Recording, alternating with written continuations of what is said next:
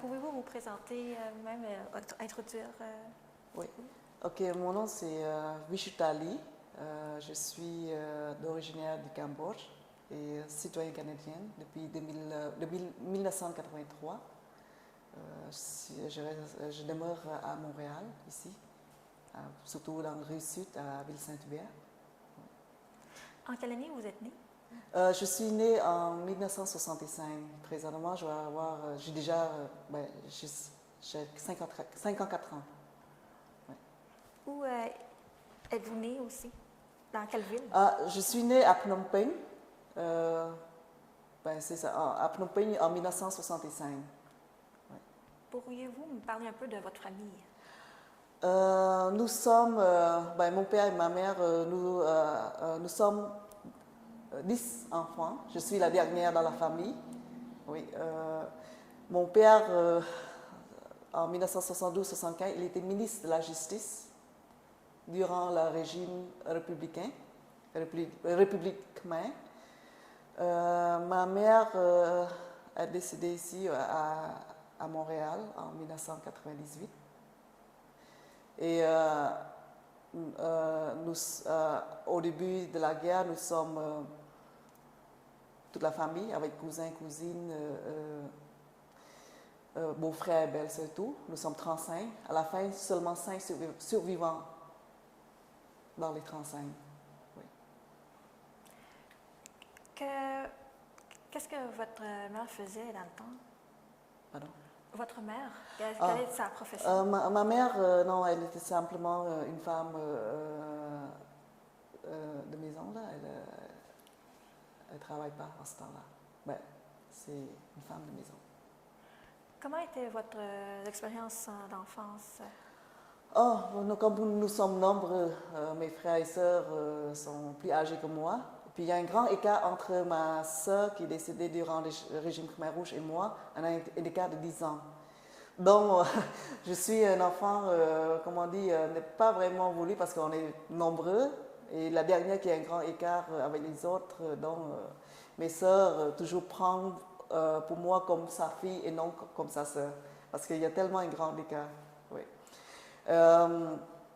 Je suis la seule enfant qui va dans une école française au Cambodge, l'école privée.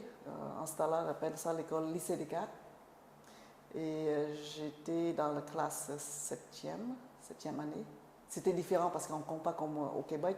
On compte 12, 11, 10. C'est un peu à l'envers, comparé ici. Et en 1975, c'est ça, l'école, il n'y a plus d'école. Il y a tellement des bombardements, des roquettes, des affaires comme ça, puis l'école était fermée. Ouais. Est-ce que vous savez pourquoi que vous étudiez en français? Le Cambodge, depuis le protectorat de la France, tout le monde parle français. Et surtout, comme deuxième langue, on prend le français comme deuxième langue.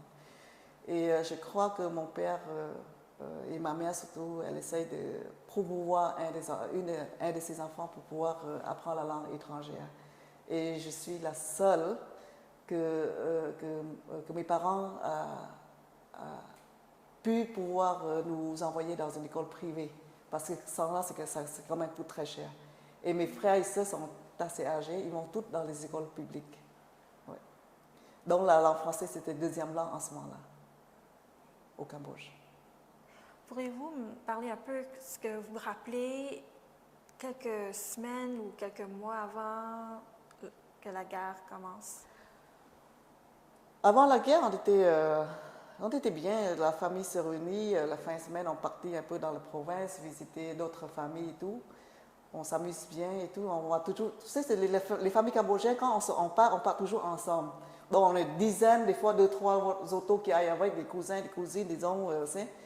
Et c'était merveilleux parce que c'était vraiment en paix. C'est un pays fascinant, de culture en même temps que le paysage et le développement. Mais malheureusement, en 70, quand la guerre commence, les choses sont toutes changées, elles ne sont plus la même. On ne peut plus aller dans les provinces, On se cachait de temps en temps quand les roquettes tombent, envoyées par les Khmers rouges et tombent sur la ville de Phnom Penh. Plusieurs sont blessés et morts. Et je me souviens, probablement en 1974, j'avais encore peut-être 8-9 ans. Et un roquette qui tombait dans une école privée, et puis les enfants blessés et mourir. C'est vraiment affreux. Où on y va, on ne peut pas aller loin, et tous les jours, quand on rentre, on survit. On survit de la guerre. C'était complètement différent entre avant 70 et après 70. Donc, pendant ce temps-là, à 8-9 ans, comment Oui. vous vous sentez derrière cette chose-là, quand vous voyez ce qui se passe devant vous? Oui, c'était dur. C'est même maintenant, quand on voit la guerre ailleurs, ça me fait vraiment remobiliser. Ça veut dire que retourner en arrière et voir ce qui s'est passé.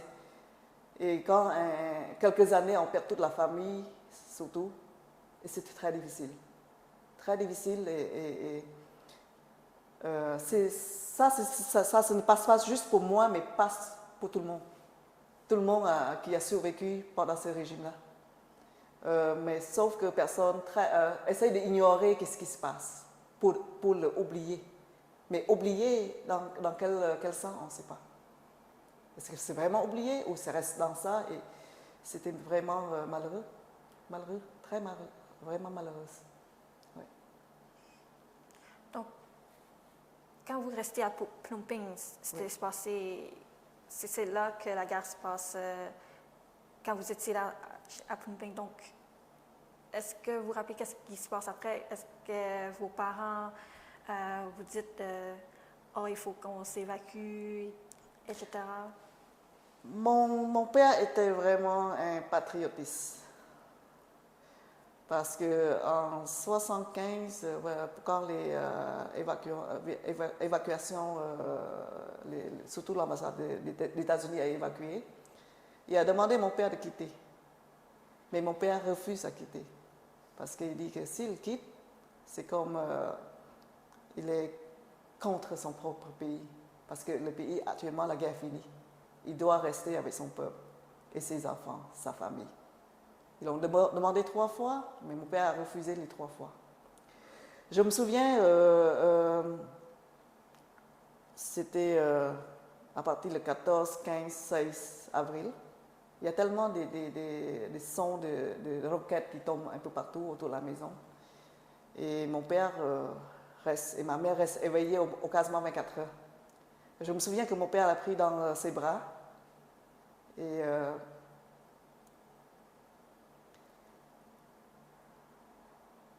tous les enfants sont autour.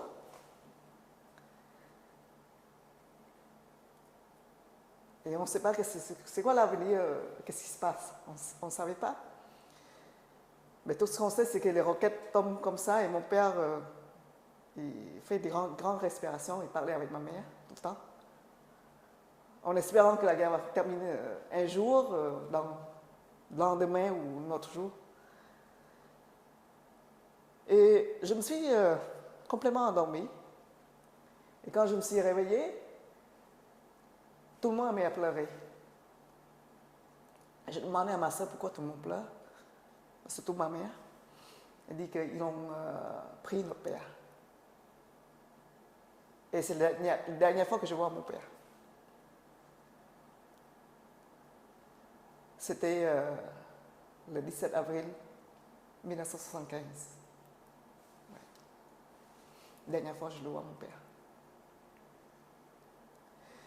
Après ça, le soir, il y a quelqu'un qui est venu et il nous dit de quitter la maison le plus tôt possible parce que c'est dangereux pour notre famille. Puis ma famille, mon père était haut placé, mais il y a aussi mes cousins qui étaient militaires. Ils sont pilotes, ils sont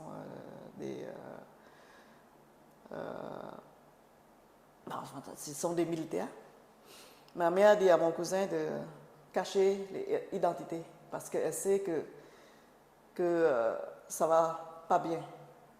Parce que ce que ma mère m'a raconté, que mon père et elle se parlent souvent, et elle dit que si c'est vraiment rouge, il faut quitter le pays. Rouge, ça veut dire communiste. Et si c'était rose, on a la chance. Rose, ça veut dire que socialiste. Là, elle réalisait que c'était trop tard de quitter le pays, parce que c'est vraiment rouge. Elle a réalisé que c'était communiste et non socialiste. On a quitté la maison en espérant partir vers la frontière thaïlandaise, la Thaïlande et le Cambodge par paix. Mais en quittant la maison, parce qu'on est nombreux, on était des jeunes enfants, surtout ma sœur, ses enfants presque au même âge que moi, encore plus jeunes.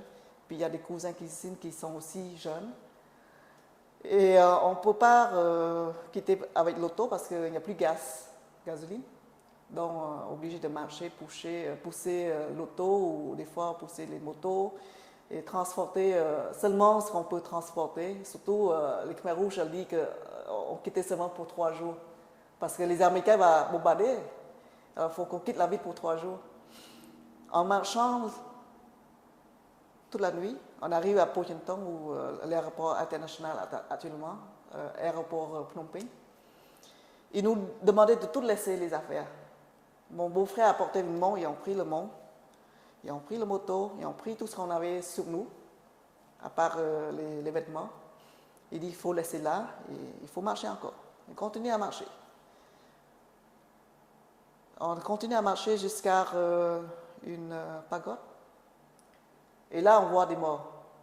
Des soldats attachés, attachés à un arbre et tués. Et on a commencé à voir des gens mourir. Tout le monde était fatigué, les enfants sont fatigués. Moi, je suis très fatiguée. On a dormi à peu près 10 à 20 minutes ou même 1 heure. Ils nous réveillaient et disaient il faut aller encore, il faut continuer à marcher. Parce que vous ne pouvez pas rester ici. Les Américains vont bombarder. On marche, et on dort très peu. Puis on ne peut pas emmener grand-chose parce que les adultes, mes soeurs, mes frères, ils sont obligés de tenir les enfants. De tenir les enfants. Donc, certains nourritures, un peu de médicaments et quelques vêtements.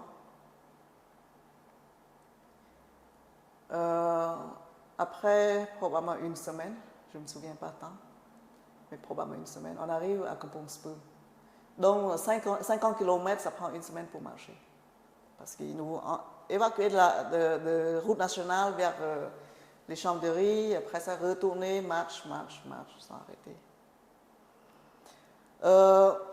En arrivant à Kampong Speu, ils commençaient à distribuer du riz, les Khmer Rouges.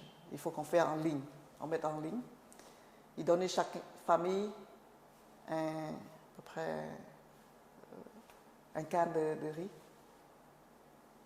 Là, nous, on commençait à manger du potage, parce qu'avec un grand nombre de membres de famille, on ne peut pas manger du riz. Et on n'a plus rien là. On n'a pas de viande, on n'a pas de poisson, on n'a rien du tout. Tout ce qu'on avait, c'est juste du sel et très peu de sucre. Et il continue de nous déplacer. Il dit que Kampong Speu, vous ne pouvez pas rentrer dans la ville parce que c'est dangereux, il faut déplacer dans les villages. On arrivait, le premier village où on arrive, c'était le village Salam. Il est proche de la montagne, il appelle ça Phnom Son. Mais en ce moment-là, on commençait à perdre la famille, là, parce que mon cousin populaire allait avec nous, à cause il y a tellement d'enfants, sa femme a rencontré côté de sa famille. Mon oncle, il n'est pas capable de marcher. Il était l'ancien militaire français. Il est tombé quand il était jeune, il a cassé les jambes, il ne peut pas marcher. Mon beau-frère ne peut plus la porter. Ma tante est trop âgée. Là, on était séparés, famille par famille. Il nous reste ma grande sœur avec ses 4 enfants. Mon beau-frère était professeur à école techno, c'était une université. Ma sœur aussi, elle était professeure. Et une autre sœur qui était enceinte de 7 mois avec son mari. Et ma sœur, une de mes sœurs qui était très jeune, elle a juste terminé son bac. Elle avait 17 ans, 18 ans. Et un de mes frères nous a quittés parce qu'il était séparé avec sa femme et ses 2 fils. Il a décidé de s'en aller, puis il n'y en a plus de nouvelles. Puis un de mes frères qui accompagnait mon père, parce que mon père ne veut pas que le chauffeur la conduise. Il a tout envoyé les chauffeurs à la maison. Il dit qu'actuellement, ce n'est pas la peine de venir conduire lui, là, parce que c'est la guerre, il faut qu'il retourne à la maison. Bon, donc, un de mes frères qui était célibataire l'a conduit ici. On n'a plus de nouvelles de lui. Après nous salang, un de mes neveux né là-bas. Oui. Actuellement, il est à Montréal. Il est à Boucherville. Puis nous tous doivent aller travailler, à part ma mère et les enfants. Donc mes grands frères et sœurs, je veux dire mes sœurs et mes beaux-frères doivent aller travailler. Il est parti couper des arbres, des bouchers et emmener au village parce que c'était une saison sèche. C'était une nouvelle an cambodgien. C'est la période de nouvelle an. Donc il n'y en a pas encore la plantation du riz. Il n'y en a pas encore. On restait là pendant 3 mois et nous va évacuer encore. Il dit il faut qu'on s'en aille encore parce que les Américains vont bombarder. Il faut qu'on s'en aille encore. On est parti, on a rendu un deuxième village qui s'appelle Pimkhwai. C'était aussi à Kampong Speu, province. Et ce village-là, ma soeur qui juste donne la naissance, elle doit aussi aller travailler. Là, ça commençait à avoir des plantations du riz. Et moi, je dois garder les veaux, les vaches, les buffalo, les buffles. Les jeunes aussi travaillaient. Tout le monde commençait à être malade. Le diarrhée, le malaria, pas de médicaments. On n'a rien mangé parce qu'on a toujours reçu un cas de riz pour toute une famille. On était partis dans la forêt, on a coupé des bambous, on mange des bambous, mais avec les maladies qu'on avait, c'était pas bien, c'était empiré avec le bambou. C'était vraiment empiré. Après 2 mois, il nous envoie encore. Il dit, oh, il ne faut pas rester, il faut qu'on quitte parce que les Américains vont bombarder encore. Il faut qu'on quitte. Il nous a mis, avant qu'on ait quitté la vie Pimfa, il a enlevé ma soeur. Il a envoyé ma soeur travail forcé. Pourquoi votre soeur? Parce qu'elle est célibataire, elle est jeune. Il faut qu'elle aille dans une groupe de jeunes. Il a envoyé travailler dans les constructions comment on appelle ça, des dames, là, c'est dames, D-A-M, c'est des dames, oui, okay. Je ne sais pas comment on appelle ça, les dames. Vous pouvez parler en khmer peut-être? Oui, c'est des dames.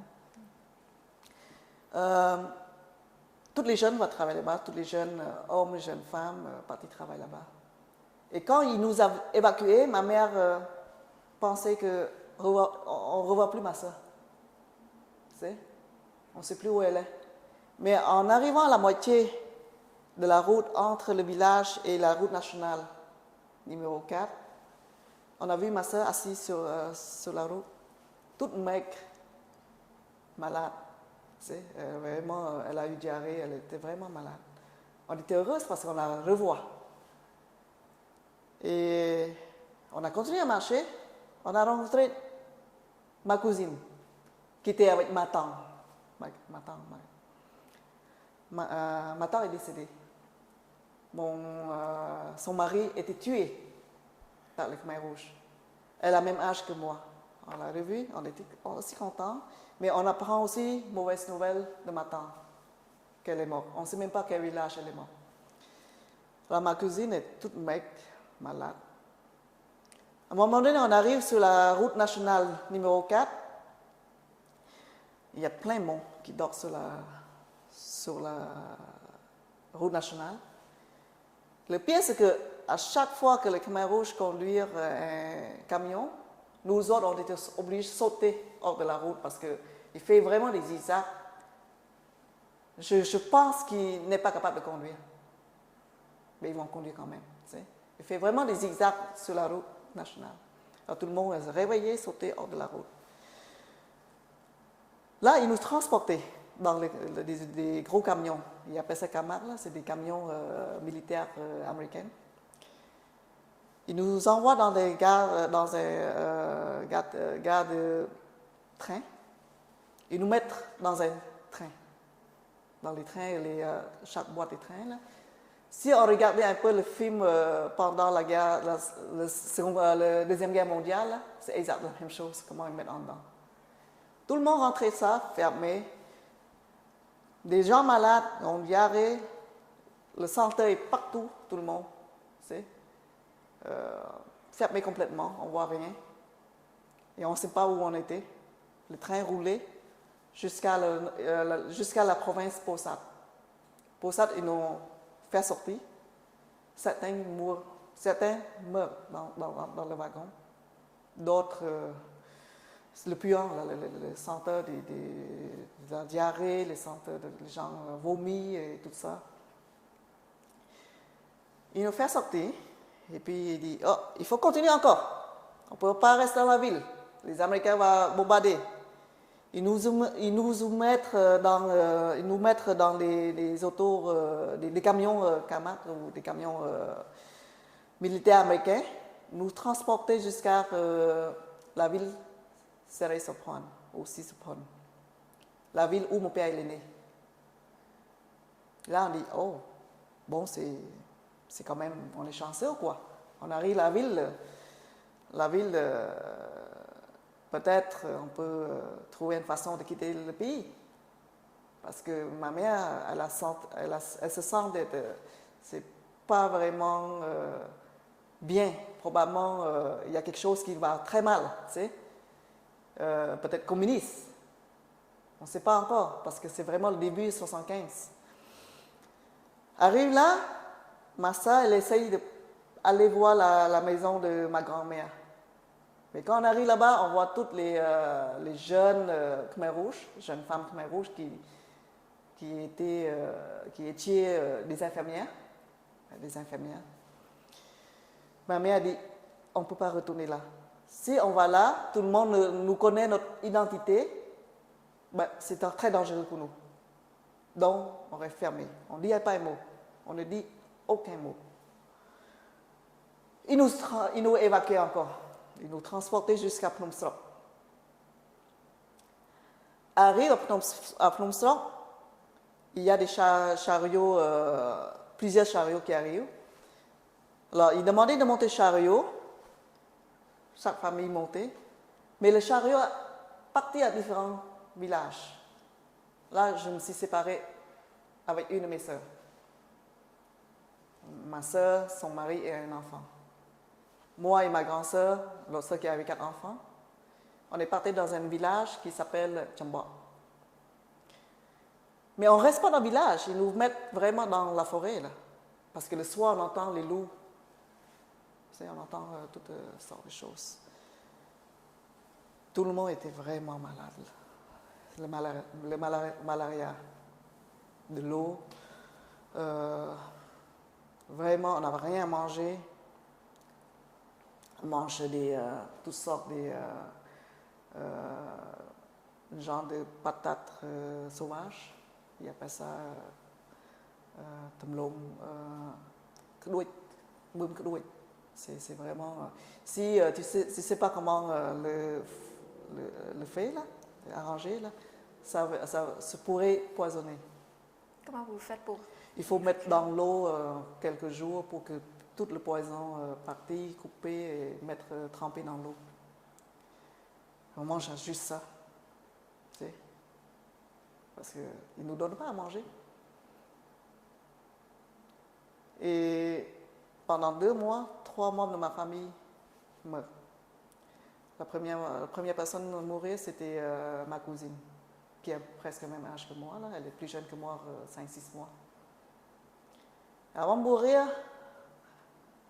on est assis, moi et ma mère, on est assis à côté d'elle. Elle a dit, si il existe des réincarnations, elle aimerait naître dans un pays plus libre, de la paix et on le pouvoir. Elle est morte le soir même. Le matin, le Khmer Rouge est venu et dit il faut enterrer, il faut emmener enterrer. Alors moi, j'ai parti avec quelques-uns des villages, des hommes qui emmènent le corps et puis enterrer. Quelques semaines après, une de mes nièces. Et le dernier, c'était ma sœur, qu'elle avait 17 ans.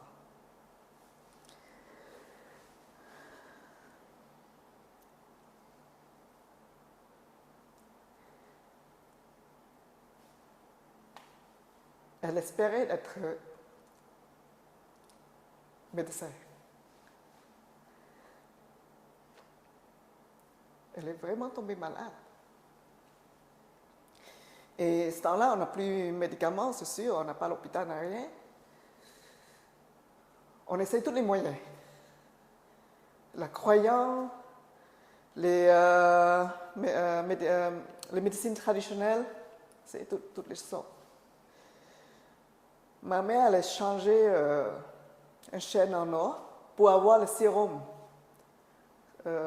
jus de coco, là, parce que les Khmer Rouges sont très bons avec ça. Il dit qu'il va amener ce jus-là pour injecter et donner un peu de sang à ma soeur. Non, jamais venu. La chaîne est partie, puis...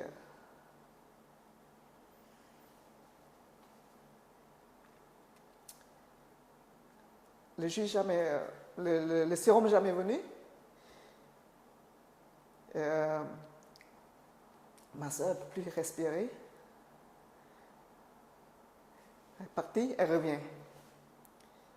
Puis elle a demandé à ma mère si le pays change, le régime, est-ce qu'elle veut bien nous emmener loin de ce pays, le Cambodge. Ma mère dit oui, si le pays change. Parce qu'en ce temps-là, le Khmer Rouge a planté le drapeau, que c'était le drapeau de non le drapeau Khmer Rouge, mais le drapeau du royaume du Cambodge, qui actuellement, maintenant, c'est le drapeau actuellement, et le drapeau avant la guerre. Donc ma mère pense que peut-être le prince Sihanouk est retourné au Cambodge. Dans la guerre, probablement, il n'y a plus de massacres, il n'y a plus de travaux forcés. Tout le monde pensait comme ça. Mais en plein jour, elle est décédée. Elle ne peut plus respirer.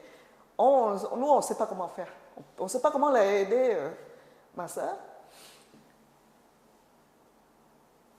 Moi, j'ai arrêté de pleurer parce que je dis, si on pleure, elle ne revient pas, en tout cas. Elle est déjà morte. Mais ma mère a commencé à pleurer. Elle a dit que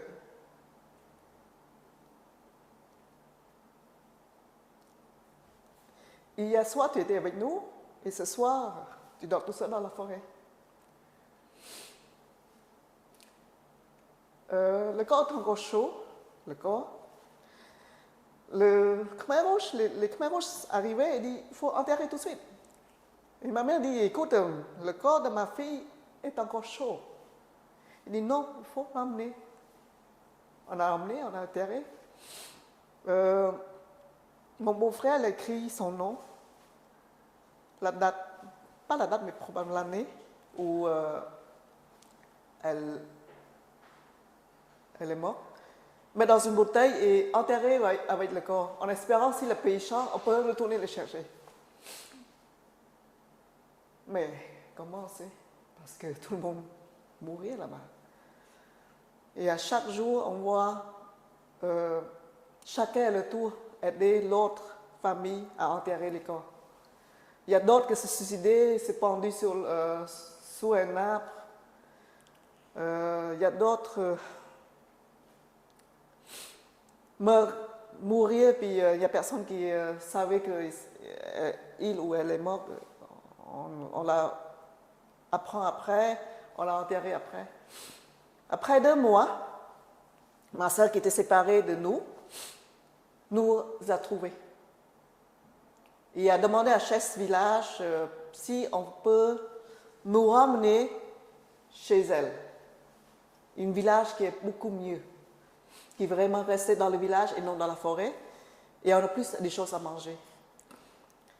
Alors, on déménage encore, on est parti encore. Mais ma soeur, Elia, elle est déjà morte il y a 10 jours. On arrive le 4e village qui s'appelle Pauka. Ma soeur reste là, on se réunit again, on se réunit encore, excuse-moi pour l'anglais, on se réunit encore. Et après 3 mois, pendant ce temps qu'on était là,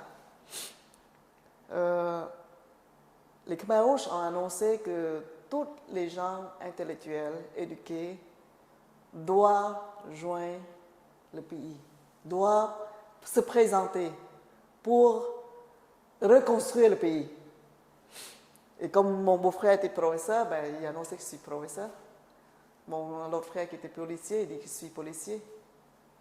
Mon beau-frère, tout le monde se présentait, comme quoi il était éduqué. Ils ont dit, OK, vous êtes éduqué, vous devrez aller avec nous. Et pendant ce temps-là, vous croyez que c'était vrai ou c'est bien un mensonge? Je ne sais pas, j'ai aucune idée. Parce que en ce temps-là, tout le monde pense une chose le matin quand on a des choses à manger et le soir qu'on peut dormir. Ils partaient. Ils partaient et un de mon beau-frère qui était professeur NLC, il est retourné. Il n'a rien fait. Mais ça, les policiers, on n'a jamais vu. Un jour, le chef village est venu et dit que vous, dit à ma soeur avec son fils, vous allez rejoindre votre mari. Puis ma soeur dit, je ne vais pas sans ma mère et ma soeur. Quittez-moi. Alors elle dit, OK, les deux peuvent y aller, mais l'autre famille, non. L'autre famille qui avait 4 enfants, ma grand-sœur, ils nous amènent pendant la nuit, on était dans le chariot. On partit à 6 heures le soir, on arrive là-bas le matin. Donc, ça allait en chariot, je ne sais pas combien de kilomètres on est parti en chariot. Là. Et à partir de ce temps-là, je pense en 1976, j'ai jamais. Pas 75, la fin 75 probablement. J'ai jamais revu ma soeur. Avec ses 4 enfants. On arrive à 5e village. Et ce 5e village, on appelle ça Paisamraum. C'est entre Tmakol et Mkolborei. Tmakol et Batumor. Oui.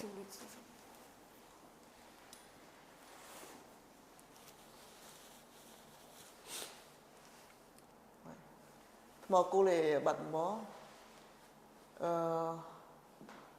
Il y a mon beau-frère, ma soeur, mon neveu, ma mère et moi, 5 personnes.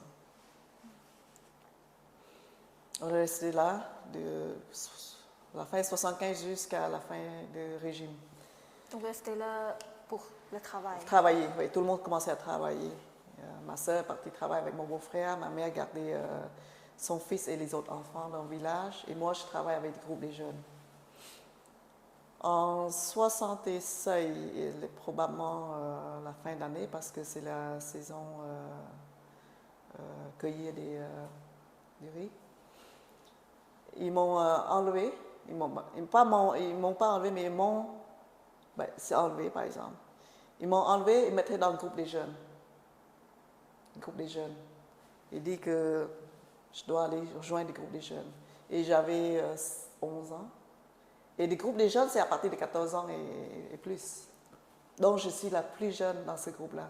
C'est des groupes des jeunes filles. Pas des groupes des enfants, mais des groupes des jeunes filles. C'est un travaillant forcé. Je pense que c'est comme la même chose que ma soeur a travaillé. Alors, tous les matins, je dois réveiller tôt, à 5 heures du matin, et puis je rentre à 1 heure du matin. Et moi, je dois tenir le drapeau rouge parce que je suis la plus jeune et je dois marcher en avant.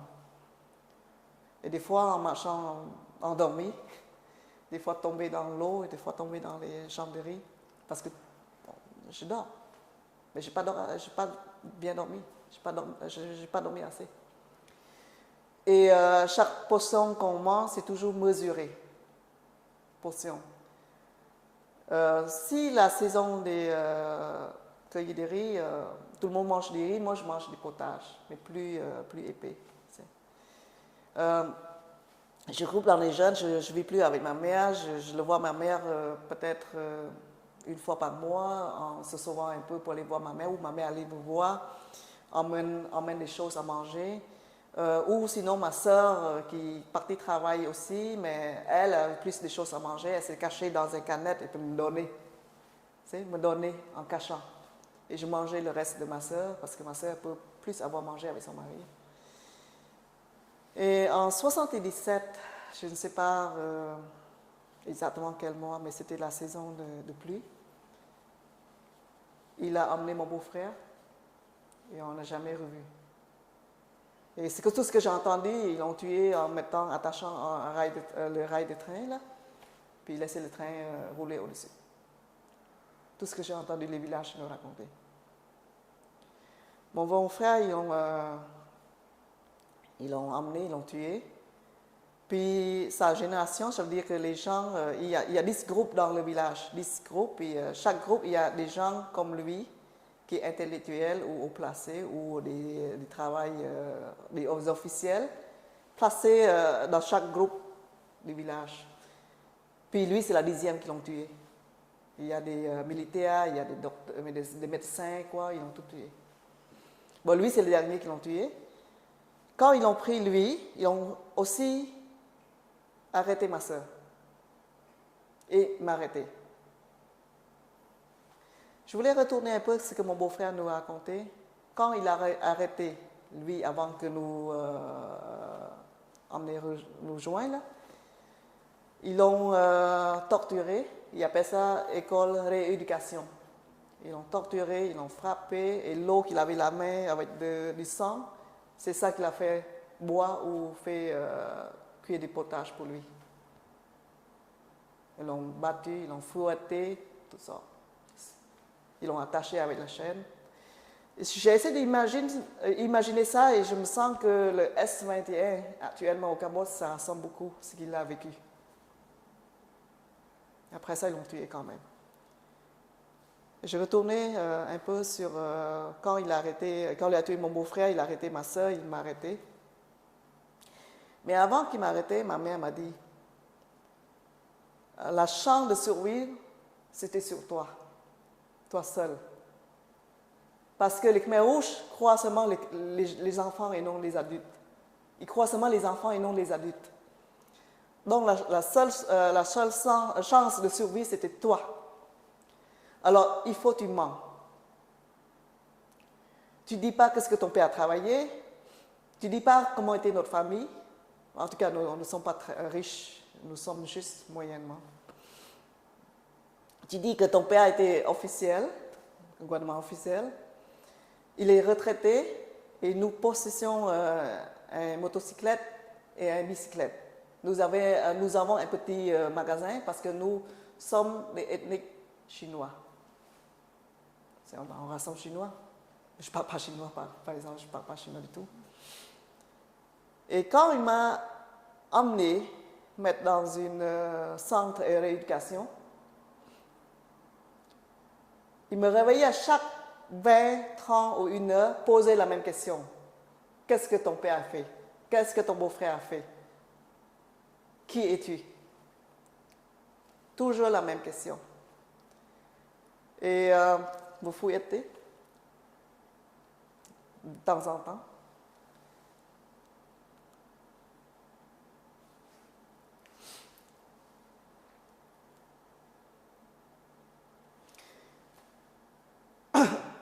une chose, je réponds ce que ma mère m'a dit. Je réponds toujours la même chose. Mon père était officiel, mais retraité. Nous avons une motocyclette, une bicyclette. Il ne croit pas, il dit, je ne te crois pas. La façon que tu n'es pas une famille non illettrée, là, non éducation. Là. Tu es une famille bourgeoise et intellectuelle. Il m'a demandé d'écrire en khmer. Campuchia démocratie. Campuchia Pietapataï. Campuchia Prochietapataï. Campuchia démocratie. Ça me sauve ma vie parce que je ne sais pas comment écrire le khmer. Je suis allée à l'école française et je suis la seule qui ne savait pas écrire khmer. Donc je ne suis pas capable d'écrire. Je ne suis pas capable. Ils m'ont frappé. Ils ne croient pas, mais je ne sais pas. Je ne sais pas écrire parce que je sais comment écrire en français, mais je ne sais pas comment écrire en khmer. Ils m'ont relâché. 10 jours. Et pendant 10 jours, la façon qu'ils m'ont torturé, chaque fois que je plante du riz, ils enlèvent tout. Parce qu'en plantant du riz, on met le pouce, on pousse sur le riz, on met planté sur la terre. Mais si on cassait en deux, on était contre l'Anka. Parce que chaque plantation de riz, ça donne des millions de riz. Et si tu brises ça, ça veut dire que tu es contre l'Anka. Ils m'ont enlevé tout. Heureusement, pas défaut. J'étais bien fait. J'étais très bien fait. Ils m'ont relâché. Ma mère elle a tellement pleuré. Elle dit que peut-être seulement 2 personnes survécues. Elle et son petit-fils, qui avait peut-être 2 ans. Et relâché aussi ma soeur. Mais ma soeur, la façon qu'ils torturaient ma soeur, c'est que ma soeur m'a raconté. Ils font des briques. C'est des briques, là. Puis les briques, tu sais comment faire, en mettre dans ce genre de four. Ma soeur doit marcher sur le four. Si elle tombe sur un morceau de bois comme ça, là, pour mettre des bois ou quoi, là, si elle tombe, elle va brûler vif. Donc, tout le monde fait très, très attention. Et ma mère, ma soeur est obligée de jouer un peu un rôle comme... déjà, en tout cas, elle est aussi. Comme une personne qui a un problème mental. Ben, c'est sûr, parce qu'ils ont tué son mari. Ils ont tué son mari, elle n'a pas le droit de pleurer, elle n'a pas le droit de dire quoi, c'est. Elle voulait partir avec son mari, mais il y a aussi son fils qui est là. Ils ont relâché ma soeur, ils m'ont relâché, mais ils m'ont envoyé dans un groupe, ils appellent ça le groupe spécial force. C'est un groupe qui est toujours au premier rang, là. Donc, tu travailles plus fort encore. Et ce groupe-là, il y a des Khmer rouges et il y a aussi des gens comme nous qui sont des étudiants, ils sont des familles un peu, là, des familles surtout du grand capital. Puis, il y a un autre groupe, des groupes des femmes, comment on appelle ça, des femmes window, c'est des femmes mémailles, des femmes... Les femmes qui sont... Veuves, des femmes veuves. Okay. Oui, excuse-moi, je cherche le mot français. Des femmes veuves parce que son mari, ils l'ont tué, accusé comme contre l'Anka. Et sont des jeunes femmes de 17-18 ans. Ce pas des femmes âgées comme ça, là. C'est des femmes vraiment jeunes. Ils ont tout tué son mari. Ils ont placé dans un groupe des femmes veuves et travaillent comme moi. Et il y a une jeune femme, je me souviens encore son nom, elle s'appelle Tianda. Et Tianda, c'était mon amie, parce qu'elle travaille proche de ma soeur. Et ma soeur envoyait du riz par elle. Et nous, on mange tout ça ensemble. Dans ce groupe-là, le soir, j'ai obligé de faire la garde. À chaque 10 jours, parce qu'on n'a pas la semaine, c'est à chaque 10 jours. Je suis obligé de faire la garde, puis à chaque 10 jours, le Khmer rouge, le chef du village, Anka, tuait le monde. Donc, à chaque jour, j'ai été témoigner la façon qu'ils l'ont tué. Pas la façon de tuer, l'entendre, pas de vue complètement, mais l'entendre comment l'a torturé. Donc, on est chacun à le tour de faire la garde sous leur maison et on a toutes sortes en haut comment ils l'ont torturé. Vous faites ça pendant la journée ou le soir? Le soir, la nuit. On a fait la garde la nuit. On travaille le jour, on fait la garde la nuit. En 2 chiffres. Là. Et moi, toujours le chiffre, si j'étais dans le chiffre plus tôt, on l'entend. Mais le chiffre plus tard, tout le monde dort, tu sais.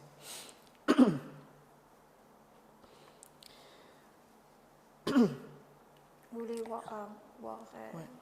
Une nuit,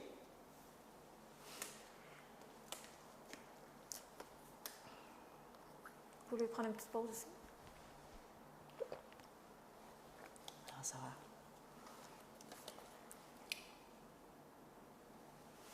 Une nuit, c'était le tour de ma copine. La jeune femme veuve, là. Ils l'ont violée. On entend toutes les sortes de cris. On est 2 en bas. Et on met sur le chariot. Ils l'ont emmené attaché. Ils l'ont frappé devant nous. Et on dit que voilà l'ennemi d'Anka. Et si tu fais, tu vas subir la même chose. Elle avait quoi? Peut-être 17-18 ans. Et je n'ai jamais revu. Parti, jamais revu. Puis je pense avant de mourir, il a demandé quelque chose, puis elle avait un genre de vêtements qui n'était pas noir, parce que mes vêtements, c'est vraiment déchiré partout. Elle a dit de donner à moi. Puis le Khmer Rouge, la femme soldat, la femme soldat Khmer Rouge, elle est venue, elle dit, c'est quoi la relation entre toi et Chanda? Je dis, non, on est tous juste des jeunes dans ça. Elle dit, pourquoi elle donnait des vêtements à toi? J'ai dit, non. Si vous voulez, vous pouvez les prendre. Hein. Elle dit, ok, moi je te donne un complet de vêtements noirs et je prends ça. Je dis, oui, s'il vous plaît, prenez-le. Parce qu'elle voulait, tu sais, les vêtements ici, c'est plus meilleur que les vêtements du rang Khmer Rouge. Alors, le vêtement Khmer Rouge, ça déchire plus facilement. Et les femmes Khmer Rouge, elles aiment ça, prendre des vêtements comme ça pour faire des sacoches. Coûte comme une sacoche, là. Alors, ils ont pris, et je commençais à travailler encore plus fort. Vraiment, travail fort pour éviter toutes sortes de raisons. À peu près la fin 77, les Khmer Rouges s'entretuent. Ils tuent l'un après l'autre. Donc, il y a plusieurs régions. Il y a une région, je pense, une région de province d'Akaï. Ils sont venus, ils ont tué les Khmer Rouges qui sont dans la région de Matmore, là, qui appelle ça Pillon. Ils ont tué ça. Ils s'entretuent entre eux. Il y avait un conflit entre ces deux. Entre eux, oui, à la fin 77. Il y a un conflit déjà, là. Puis quand il a commencé à tuer entre eux, on a trouvé les listes des noms qu'ils vont le tuer. Et la liste de ma famille est déjà là, écrit en rouge. Et ce que j'ai compris, s'il bat au-dessus, ça veut dire c'est le dernier jour pour nous. Comment vous trouvez cette liste? Il y a quelqu'un qui nous montrait. Je ne sais pas, c'est un monsieur, là. Il montrait à ma soeur. Il dit ton nom est déjà là. Mais la liste est disparue après, là.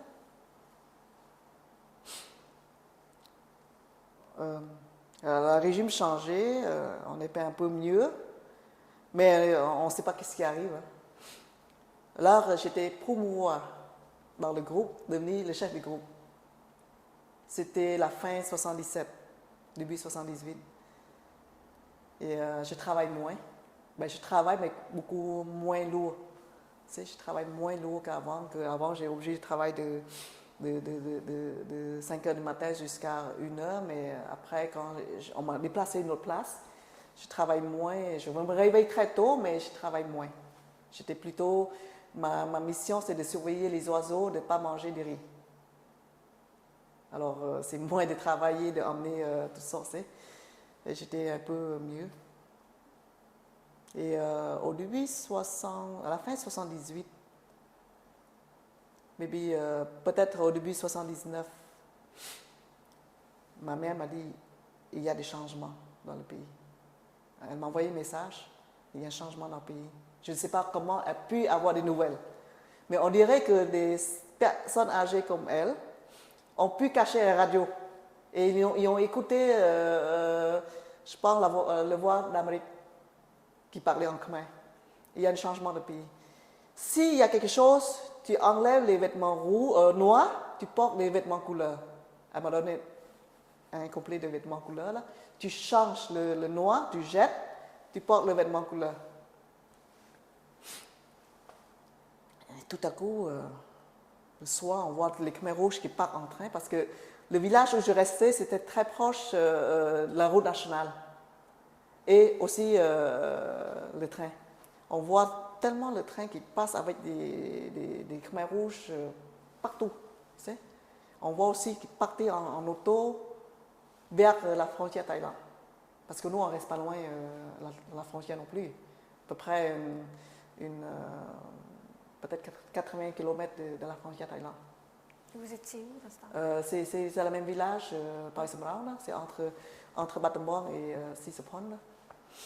On voit tous les jours qu'ils partent. Je me demande qu'est-ce qui se passe.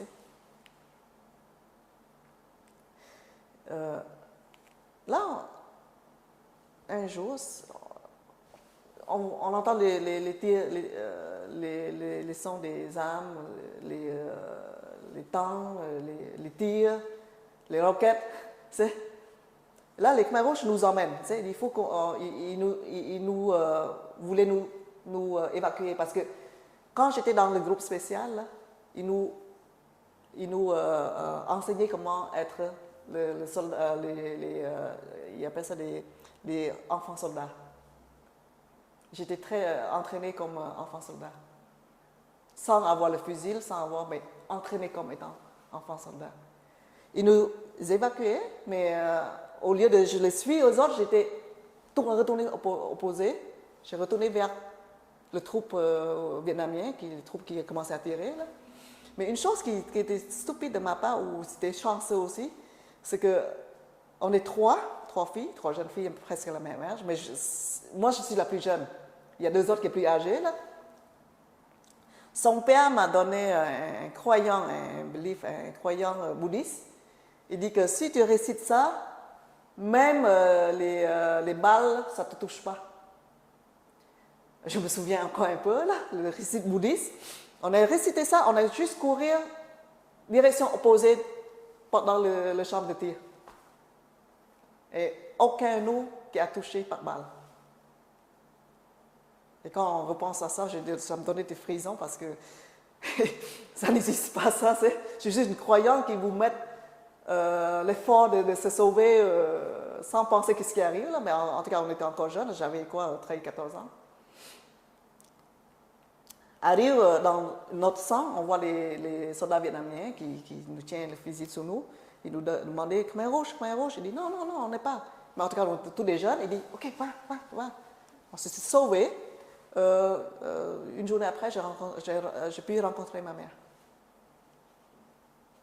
Je le vois ma mère là. Et quelques jours après, les Vietnamiens ont continué ces routes. Et nous, on a commencé à ramasser du riz, le manger. Et comme on est toutes des femmes, mon neveu il avait 3 ans, et ma soeur, moi et ma mère, on est toutes des femmes, on n'a pas pu avoir des viandes ou des bœufs ou des poulets. Là. Tout ce qu'on peut aller chercher, c'est du riz. On essaye de cueillir le plus possible avec ma soeur, et chaque fois qu'on met sur la tête, on ne peut plus le laisser tomber, il faut qu'on marche du champ de riz jusqu'à la maison. C'est jusqu'à le hutte qu'on est resté là. Je n'étais pas grand, hein, j'avais près 1m40 à peu près, 1m50. Je n'étais pas grand du tout. Et ma soeur non plus, ma soeur avait 1m53. On a mis sur la tête et on partit marcher des kilomètres, arriver à la hutte. Une fois qu'on qu'on met à terre, on ne peut plus lever. Chacun essaie de lever et on arrêtait là. Donc, tout ce qu'on peut avoir, c'est du riz, un peu de sel, et manger avec des légumes qu'on a trouvés un peu partout. Là. On n'a pas la viande du tout. Ma mère a échangé avec quelqu'un pour un chariot pour pousser.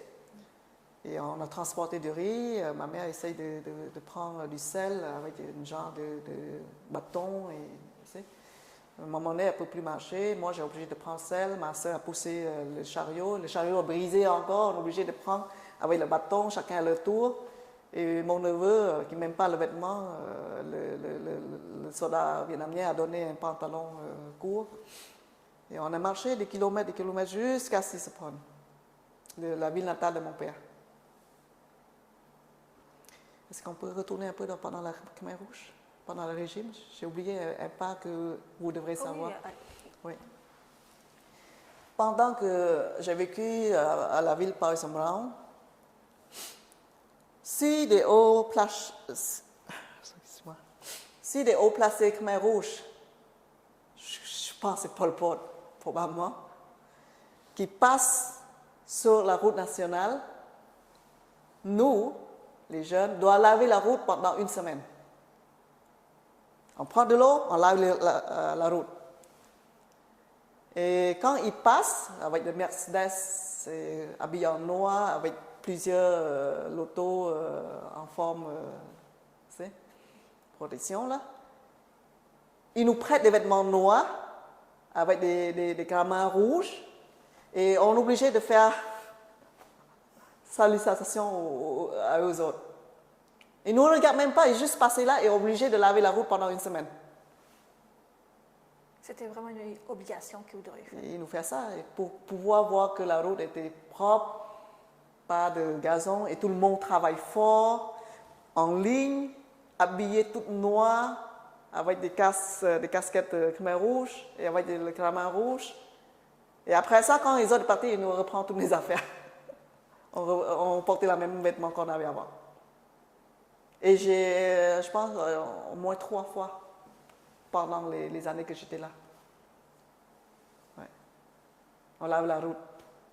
Après le travail, la nuit, on revient, on lave les routes. On prend de l'eau, on met de l'eau sur la route, on lave.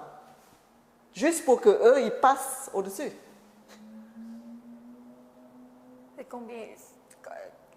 C'est quoi la longueur de la route Mon village, c'est pas long, même pas 1 kilomètre. On dirait 1 kilomètre peut-être. Mais où j'étais, à peu près, peut-être 30 secondes qui passent. Est-ce que c'est tout le monde qui devrait participer? Oui, tous les jeunes. Le groupe des jeunes doit faire ça. Ils appellent ça Kong Chalat. Les jeunes Kong Chalat, là. Les filles, les hommes, les hommes. Puis entre les filles et les garçons, on ne peut pas parler ensemble parce que si on parle, c'est contre l'Anka. Toutes les choses, c'est contre l'Anka. Voilà. Je me souviens de l'homme qui est assis dans l'auto, là. Pas le visage occupé parce qu'on voit juste à côté, là, mais il y a assis là, 2 chauffeurs, et puis toute des autos en avant, en arrière, des motos. Donc, on va juste retourner à votre histoire. Oui, sur Sissephone. On arrive à Sissephone, nous avons rencontré, arrivé à Sissephone, nous avons rencontré le cousin de mon père. Le cousin de mon père nous emmène chez lui et ma mère dit ok, on ne va pas tout de suite à la maison de ma grand-mère parce qu'on ne sait pas qu'est-ce qui se passe. On ne sait pas qu'est-ce qui se passe là-bas. On attend un peu. Mais avant que nous séparons entre nous, toute la famille, on dirait que si le pays change, tout le monde va nous...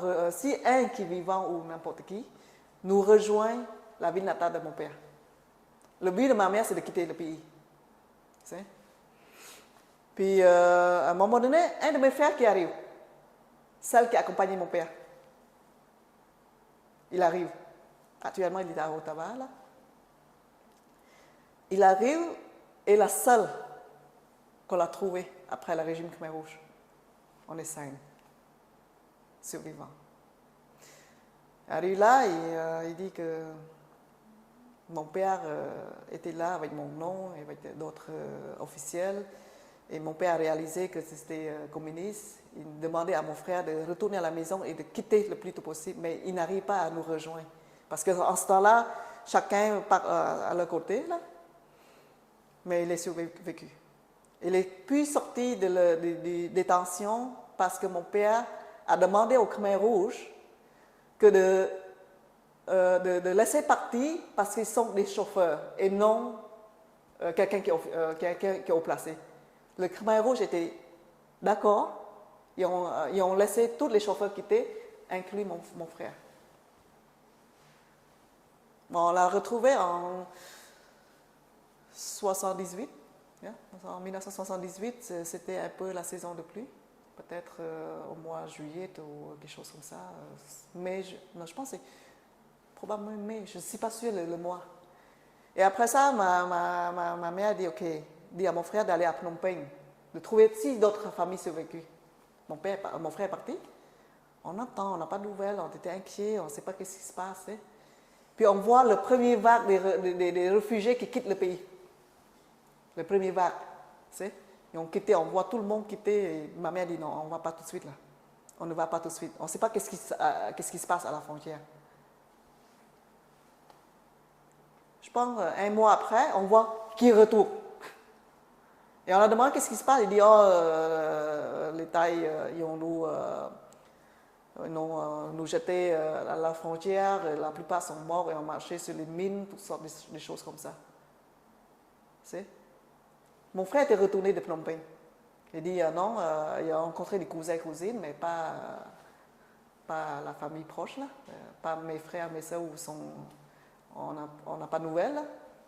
Là, ma mère dit il faut qu'on quitte. Il faut qu'on quitte le Cambodge. On était dans la deuxième vague. On a marché de Sisephon jusqu'à le camp 007. Il appelle ça le camp 007, là, qui était mené par l'armée Phong Sipet en ce temps-là. C'est l'armée du prince Sihanouk en ce temps-là. On est arrivé là. Il y a des roquettes qui tombent parce que les troupes vietnamiennes ont lancé des roquettes, mais les Thaïs aussi et les Khmer Rouges. On était vraiment dans une place vraiment sans issue. Là. Je me souviens, un petit tranchée de 1 mètre carré, on était 6 en dedans, sautés en dedans, puis après ça, on ne peut plus sortir. Le roquet arrive, tout le monde sautait, mais après ça, on dirait qu'il était coincé en dedans, là, chacun tirait pour le sortir. Et ma mère dit, il faut qu'on quitte vers la Thaïlande. Il y a sûrement des camps de réfugiés. On est parti la nuit, payer quelqu'un pour nous emmener. Les Thaïs qui nous emmènent, là, les Thaïs, là. Et ils nous emmènent, on marchait 2 nuits. On a marché seulement la nuit parce qu'on ne peut pas marcher le jour parce qu'on avait peur qu'il était arrêté ou fait cambrioler par les Thaïs, là. Puis une nuit, tous ces gens, ils appellent ça des smokers, là, les gens qui smoke people, là, ils nous lâchaient en plein milieu, dans la forêt. Il y a tellement des orages, il y a des éclairs, il y a toutes sortes de choses. Et on est 12. On est 12, puis la plupart sont des personnes âgées. Seulement, il y a les cousins éloignés de mon père qui étaient là, le couple de cousins de mon père qui était là, qui était âgé, avec des jeunes hommes qui aidaient à l'emmener. Ils sont plus de 60 ans. Il y a ma mère, il y a aussi la cousine de mon père, éloignée, la cousine éloignée, je ne sais pas combien de degrés. Puis il y a ma soeur qui prend son fils. C'est toujours avec son fils. Moi, je tenais l'événement de ma soeur à moi. Mon frère, il tenait ma mère et l'événement de ma mère et de lui. On est passé. Comme ça, puis il nous lâchait en plein milieu, puis on a attrapé un, il nous emmène dans sa maison, et le lendemain, il nous dit de marcher dans la route nationale, et il y a quelqu'un qui vient le chercher. On est marché sur la route, puis il était arrêté par des militaires thaïlandais. Oui, nous sommes arrêtés par les militaires thaïlandais. Et quand ils nous arrêtent, ben c'était Phnom Penh, je me souviens, parce qu'on était à la pagode, et les Thaïs nous donnaient chacun un baht pour aller manger. Les Thaïs, là, les gens qui allaient à la pagode, ils nous donnaient des bahts. 1 baht, 2 bahts pour pouvoir acheter. Ils nous considèrent comme on était vraiment minables et pauvres. Ben, c'est sûr qu'on sortait de Khmer Rouge, on n'aurait plus rien. Ma mère est très spéciale. Elle est vraiment spéciale. Très intelligente. Une femme qui n'est pas une grosse éducation comme mon père, mais elle est vraiment spéciale. Elle s'est cachée les bijoux qu'elle avait, elle s'est cachée sous mes jeans, là, les pantalons jeans. Elle s'était découpée et puis recoupée les bijoux là. Et la plupart des bijoux qu'elle a restés, c'était avec moi, un peu avec mon frère et un peu avec ma soeur. Le reste, c'est sous moi. Et je me suis coupé les cheveux comme un petit garçon, comme un tomboy, là. Tu sais, comme un garçon. J'avais 14 ans. Là, le tailleur a commencé à faire les chairs. Je ne trouve pas, parce que les pantalons avaient vraiment du boue, parce qu'on a marché toute la nuit avec la pluie et tout, plein de boue, et c'était épais. On n'a même pas souliers, on n'a rien, tu sais. Il nous a arrêtés, il a fouillé, il n'a rien trouvé, mais les cousins de mon père ont perdu certains bijoux. Mais de notre côté, on perd juste comme un petit verre en argent, là, ils l'ont pris, parce qu'on ne peut pas cacher ça, il l'a pris. Les militaires thaïs l'ont dit qu'ils cherchaient des armes à feu. Mais des armes à feu, ça ne reste pas dans ça, là.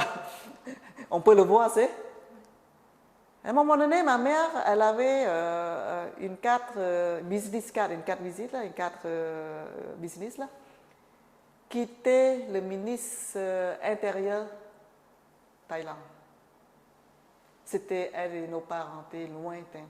C'était parenté comme, je pense que c'était mon oncle, le frère de mon père, côté sa femme, c'était le frère de côté sa femme qui était thaï, parce que mon oncle est marié avec une thaï.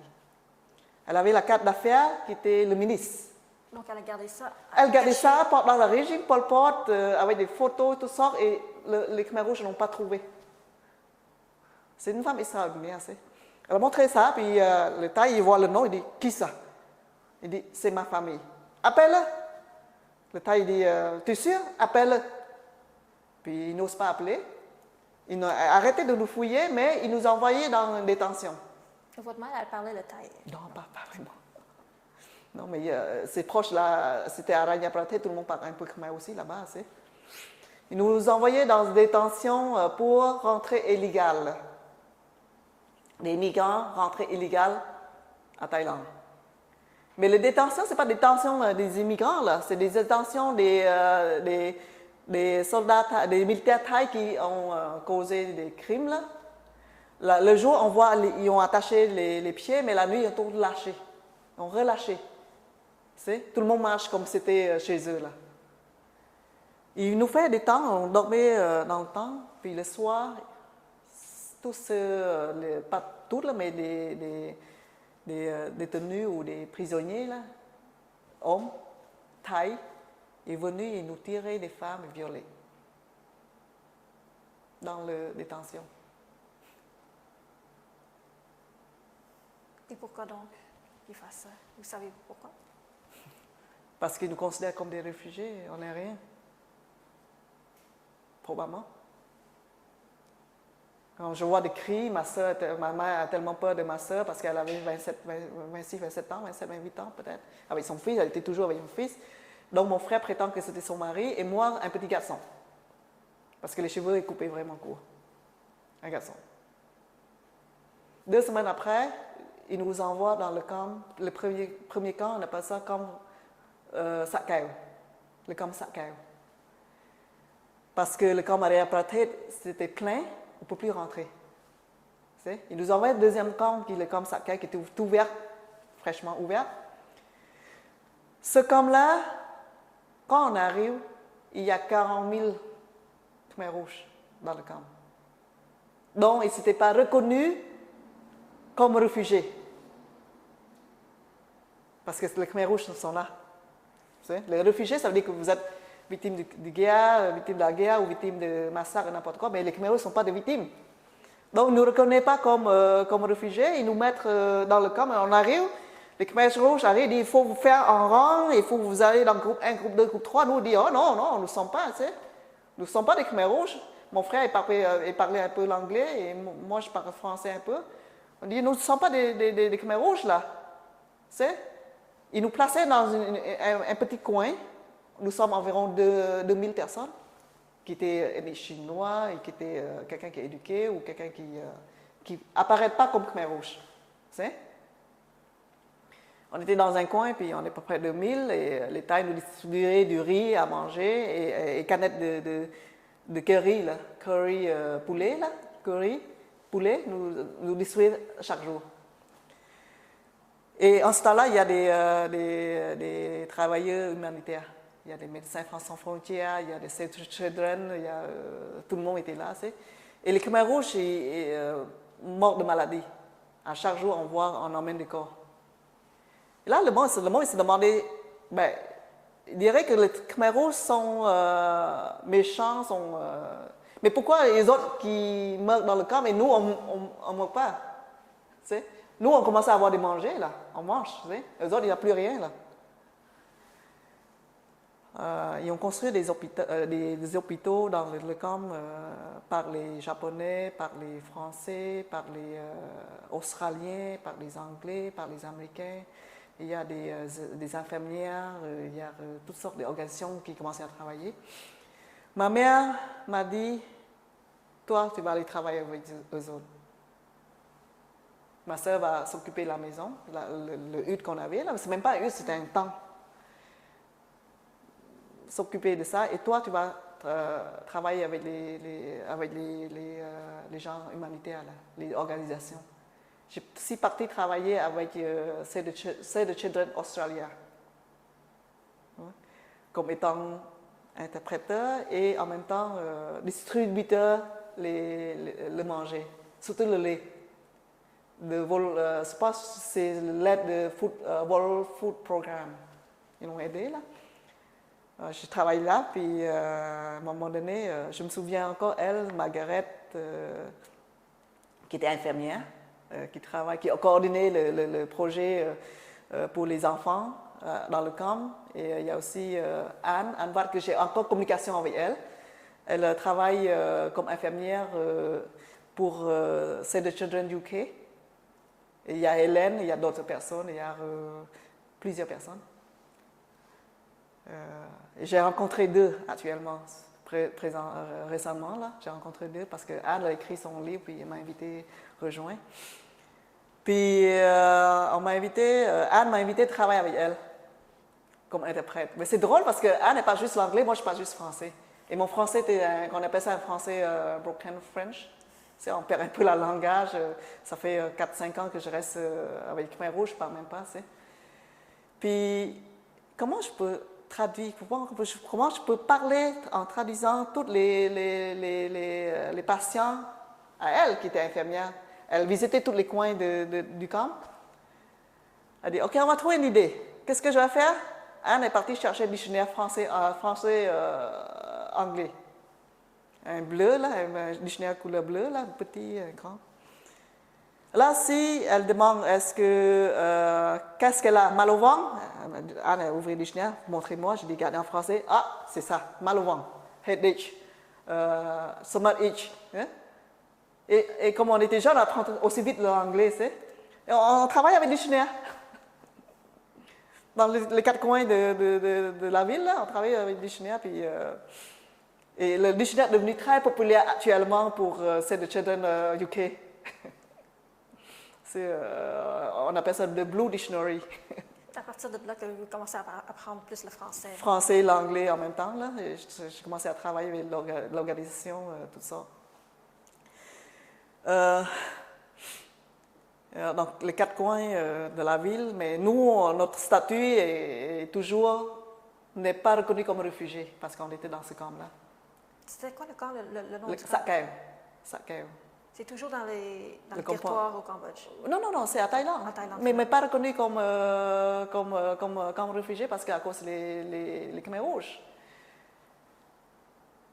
Une soirée, il y a l'ambassade du Canada et le sous-ministre de culture, l'immigration et culture, c'est honorable Roger Prudhomme. Je me souviens de son nom, mais je ne me souviens pas le nom de l'ambassadeur. Alors, tous les réfugiés étaient debout autour là, puis l'ambassade et le sous-ministre assis en haut dans un bureau des chefs du camp. Ils sont en train de parler. Ma mère dit, toi, rentrez. Les Thaïs ne vont pas t'arrêter. Ils ne vont pas te battre. Toi, tu rentres. C'est très intelligent, ma mère. J'ai rentré. Le Thaï a tiré son arme. On voulait frapper parce que c'est protéger l'ambassade et le sous-ministre. Et j'ai crié, bonjour monsieur. Alors il regardait un petit enfant qui parle français. Qui est celui-là? Qui es-tu? Mon nom Vishuta.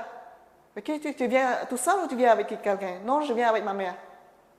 Ma mère, mon frère et ma soeur. Et mon neveu. Est-ce qu'ils sont là? J'ai dit oui, oui. Viens, viens, viens, assieds avec nous. Assieds avec nous. Puis on s'assoit. Mon frère a commencé à parler anglais parce qu'on commençait à travailler, on apprend aussi la langue.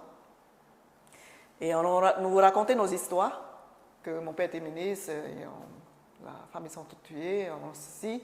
Puis ils ne nous reconnaissent pas comme étant réfugiés. On ne peut pas quitter le pays. On n'est pas des Khmers rouges. C'est?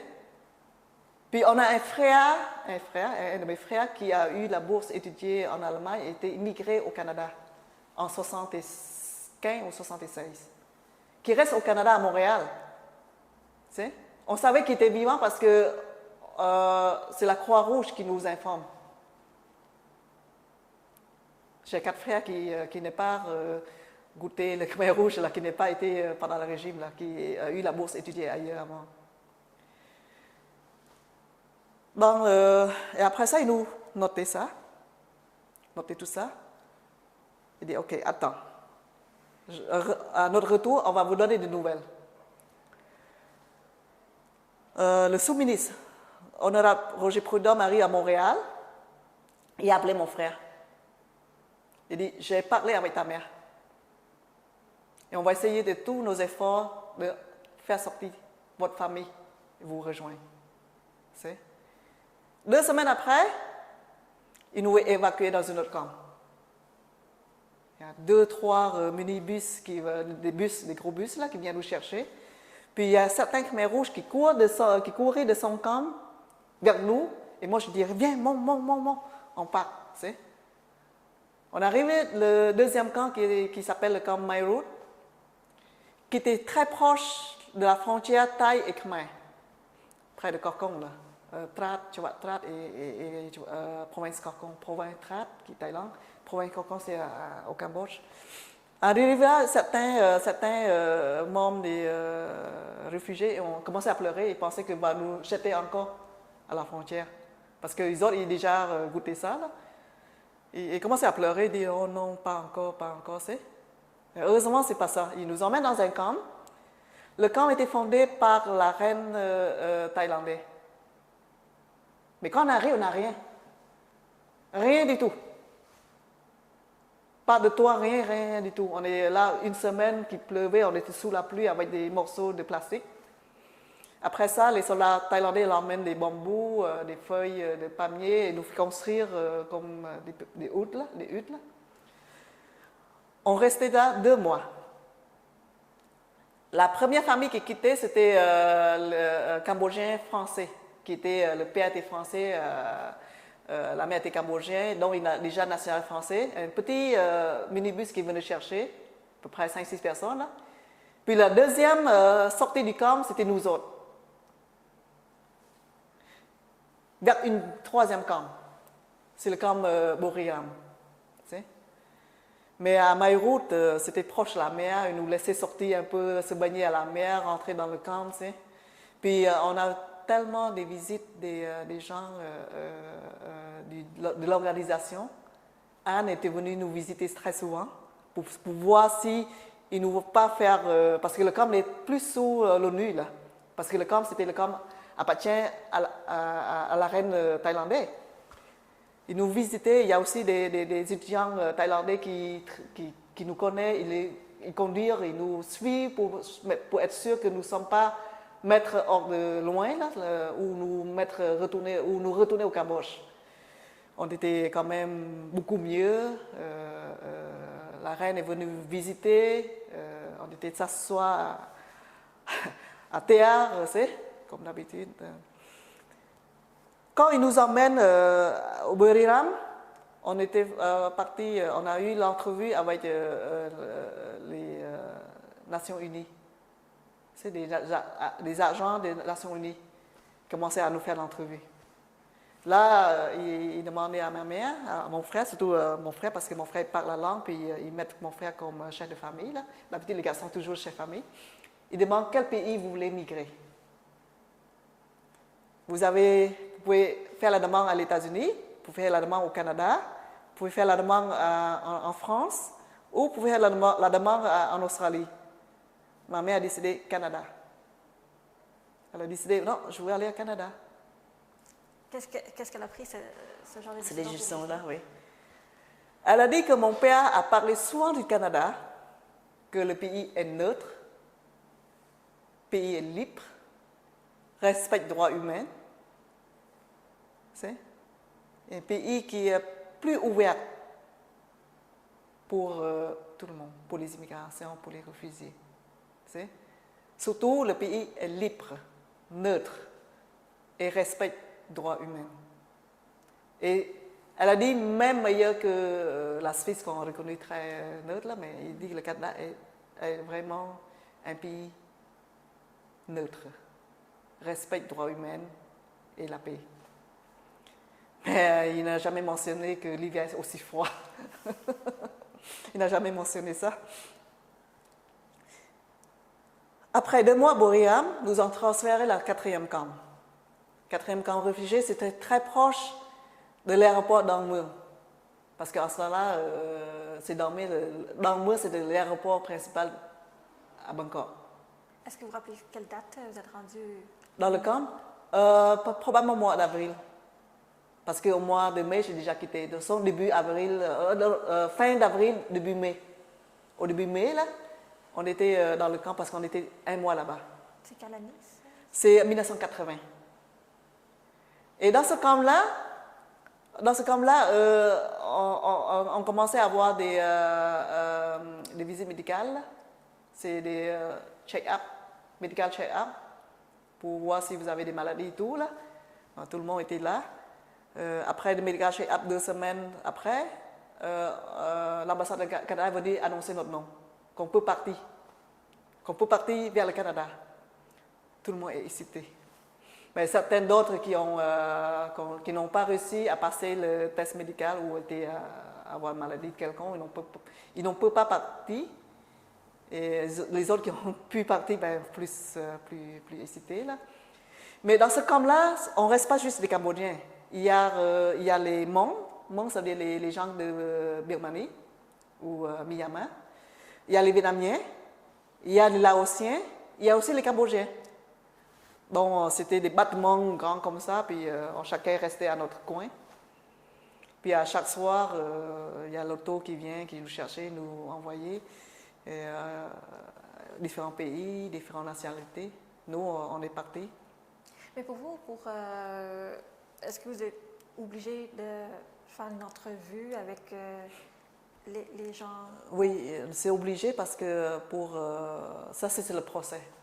Le process, là, c'est obligé de... C'est la procédure, je veux dire, la procédure de l'immigration des réfugiés. Il faut avoir l'entrevue.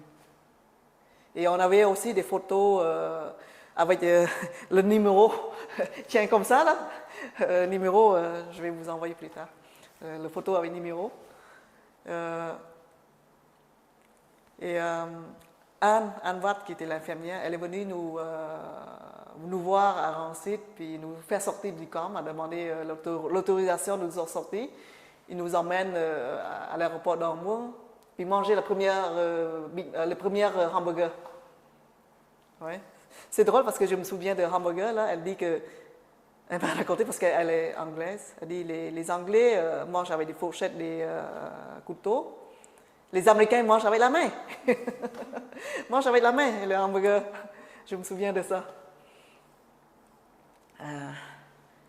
1 mois après, dans le camp, c'était le 29 mai, on était à l'aéroport, on était excités, on attend embarquer dans l'avion. Et c'est la compagnie Wadair. Vardia, c'était une compagnie canadienne. Après ça, je pense, il n'y en a plus, là. Qui nous transportait un Boeing 747 plein de réfugiés. Seulement des réfugiés. On passe de Thaïlande, de Bangkok à Tokyo, Narita, Tokyo à Vancouver, Vancouver, Montréal. C'est quoi votre première impression d'être sur l'avion? Une fois l'avion s'envole, on dit au revoir Cambodge, je ne reviens plus jamais. C'est fini. C'est fini. Tout le monde pense comme ça. On ne revient plus jamais. C'est fini. Et vous vous sentez la même chose? Tout le monde. Voilà, on arrive à Montréal, ils nous placent dans une base militaire. Je ne sais pas, je ne me souviens pas, c'est Rond-Point ou Long-Point, là. Une base militaire à Montréal. C'est drôle parce que la nuit, tout le monde marchait, puis le jour, tout le monde dort. C'était 12 heures différents. C'était 12 heures différents, puis la nuit, tout le monde marche partout dans le camp, et les soldats se demandaient pourquoi. Les soldats militaires canadiens, là. Puis le jour, tout le monde dort, et ils essaient de nous réveiller pour aller manger, personne ne veut aller manger. Puis le soir, on essaye de trouver des choses à manger. On dit 12 heures différents. Puis là, l'immigration Canada est venue. Encore fait l'entrevue, identifié. Tout le monde prend une douche en queue, là. Puis on a porté un genre de sarrau en papier. Mais avec de l'eau, c'est parti. On était trouvé un peu gênant, drôle, parce que toute nue, c'est pas notre façon, là. Puis mettre un peu de shampoing sur la tête pour laver la tête en queue, là, comme ça. On se prend une douche, sortie. Ils nous donnent des vêtements. Des vêtements, une paire de souliers, bas, vêtements, tout ça. Et après ça, il y a l'autobus qui vient chercher différentes familles. Différentes familles, on partit différentes locations, là. Pour moi, je me souviens, c'était un ancien avocat. Tout ce que je connais, c'est M. Roger. Je me souviens de son nom, M. Roger. C'était une personne âgée avec sa femme. Elle est venue chercher en auto. On est 5 en arrière. On est 5 tout tossés parce qu'à ce temps-là, on peut mettre plus de personnes en arrière, là. Puis il dit que nous, on était votre parrain, tu sais, on vous parrainait. Alors vous allez avec nous, vous allez rester à la ville Hudson High. C'était dans l'ouest de Montréal. C'est entre Vaudreuil et Saint-Lazare, quelque chose comme ça. Pardon, j'ai oublié de demander, la première fois que vous êtes arrivé sur place à Montréal, vous vous rappelez la date? On arrive le 29 même, parce que ça prend... Le 29 mai. Oui, 29 mai, le 29, c'est ça. Ah non, on arrive le 30, excuse-moi. Le 30 mai, une journée après, oui. On a quitté le 29, on arrive le 30 mai, oui. Et vous restiez où? Une semaine dans Rond-Point, ou Long-Point, je pensais, Long-Point, le base militaire, là. C'est juste dans le base militaire? Dans le base militaire, on ne peut pas sortir. Plein de réfugiés? Tous les réfugiés et les militaires, oui. Et mon frère n'a pu venir me visiter. Et je me souviens, il m'a donné $2. Et en ce temps, la canette de Coca, c'est 10 cents ou 5 cents de 10 cents. J'ai goûté et c'était vraiment bon. Pouvez-vous nous décrire comment ça ressemble, la base militaire, quand vous êtes resté? Les lits l'un sur l'autre, en chambre, là. Les lits l'un sur l'autre, c'était très propre. En tout cas, on n'a pas joué. On a beaucoup joué, mais c'était nouveau pour moi. C'est tout nouveau pour nous. C'est très, très, très, très propre. Puis les repas? Le repas, on est fait en ligne pour prendre chacun un plat, là. Il y a la viande, ben, c'est sûr qu'il n'y a pas de riz. Il y a des patates purées. Il y a des légumes. Ouais. On était là. C'est souvent servi quand même. Oui, le petit déjeuner, à midi, le soir, on mange juste le petit déjeuner parce qu'on n'est pas encore tombé en sommeil. Mais le reste, on a sauté un peu, là. Surtout le dîner, on était trop fatigués, tout le monde dormait. Oui. Et après ça, c'est ça. Et nous, transportés. Monsieur Roger nous emmène, à Hudson High. C'était un petit chalet, tout équipé. Mais le plus drôle, c'est que quand on arrive là, il s'était trompé la route. Au lieu de rentrer dans le chalet, il rentrait dans les... comment on appelle ça? C'est les chevaux, là? Qu'on gardait les chevaux, là? Oui. Comment on appelle ça en français? C'est une grange oui, pour les chevaux. Oui. Et on se demande, on va rester avec les chevaux?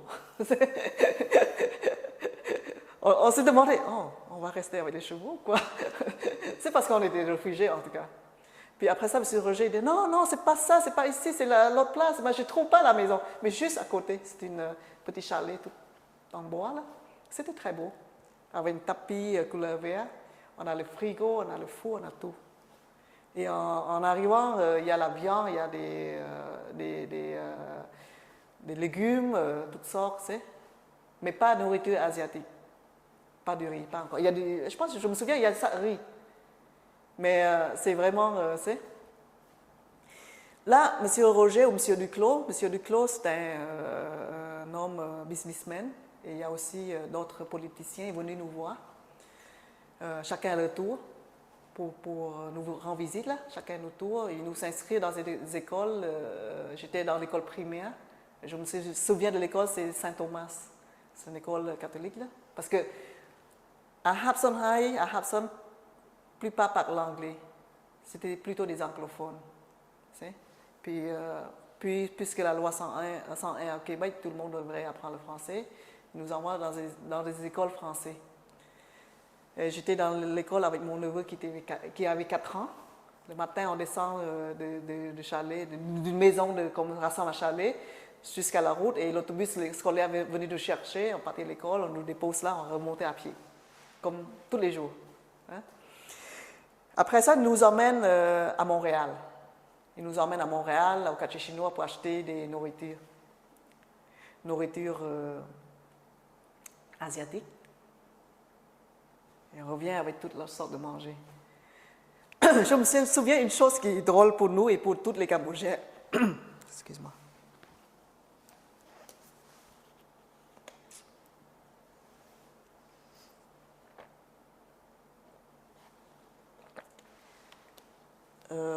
Je me souviens la première année, il y a des choses qui sont drôles et il y a des choses qui sont vraiment tristes.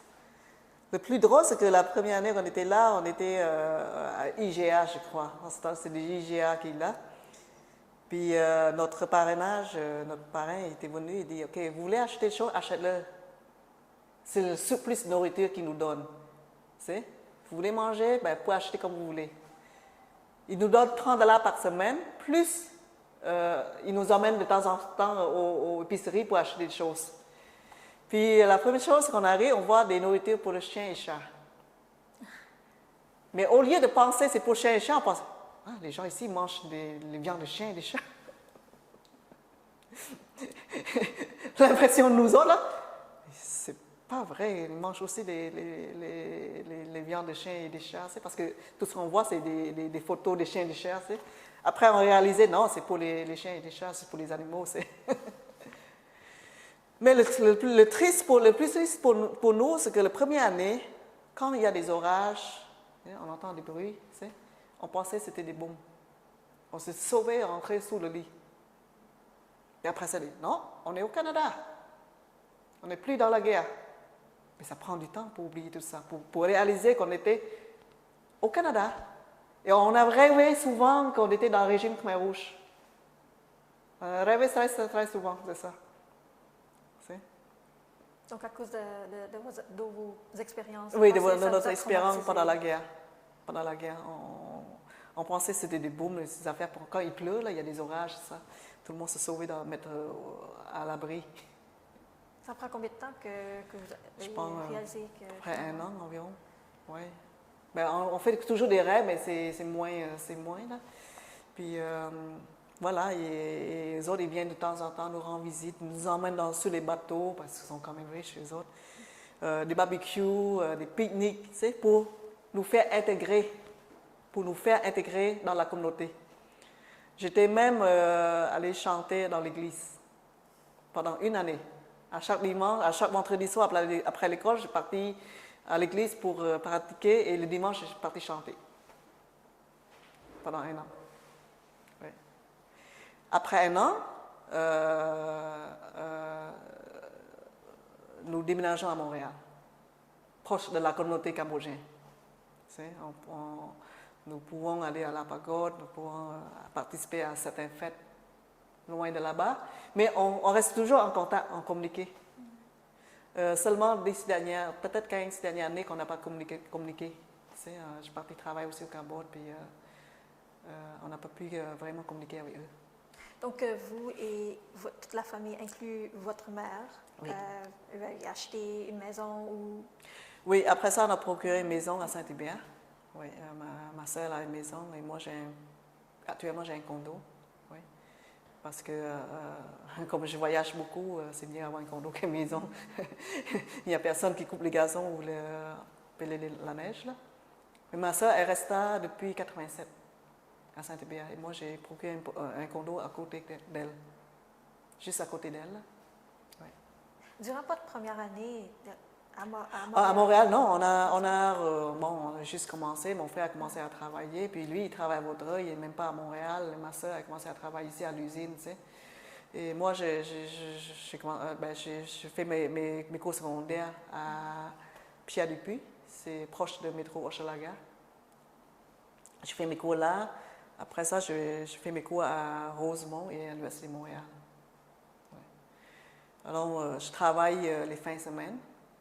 L'été, je travaille à l'usine et les fins de semaine, je travaille à l'hôpital pendant 10 ans comme préposé aux bénéficiaires pendant mes études à l'école, à l'université. Ça, c'est durant votre première année de votre première année, je travaille. Le premier au Canada, je travaille les fins de semaine à l'âge de 15 ans comme femme ménage.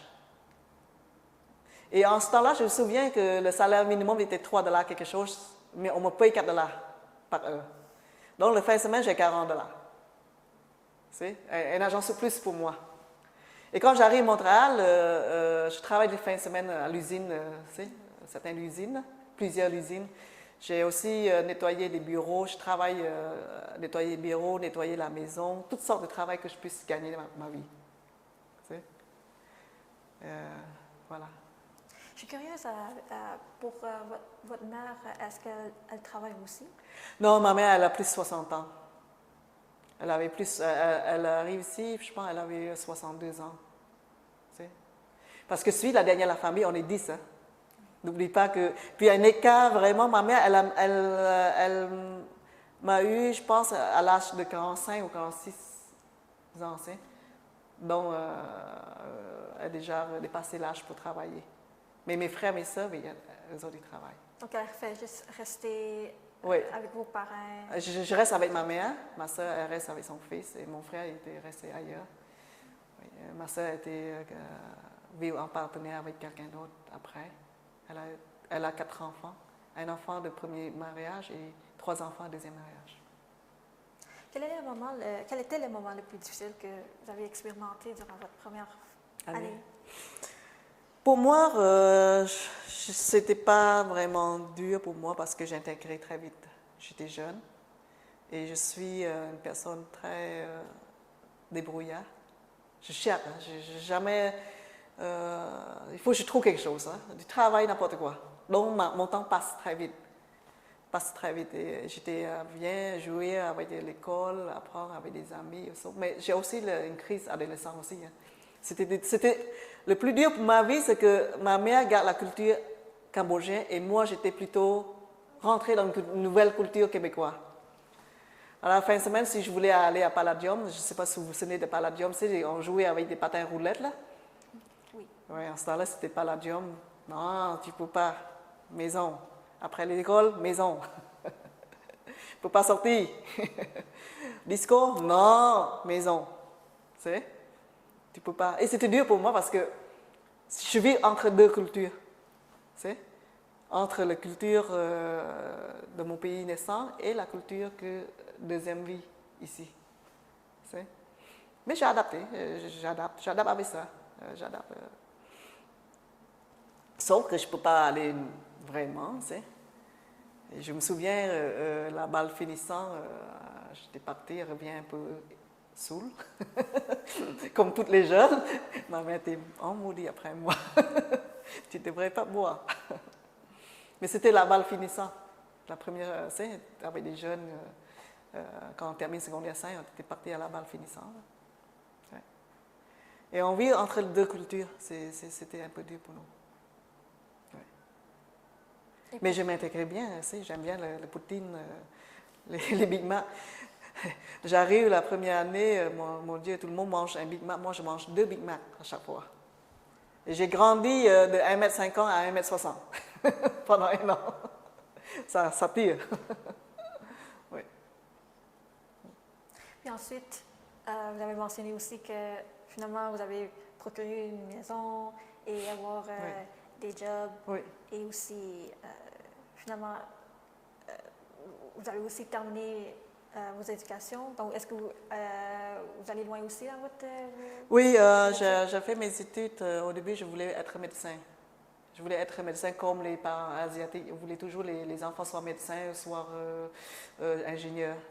Pour moi, être médecin, c'est de pouvoir travailler comme Médecins sans frontières. C'était mon rêve. Malheureusement, je ne suis pas assez bonne.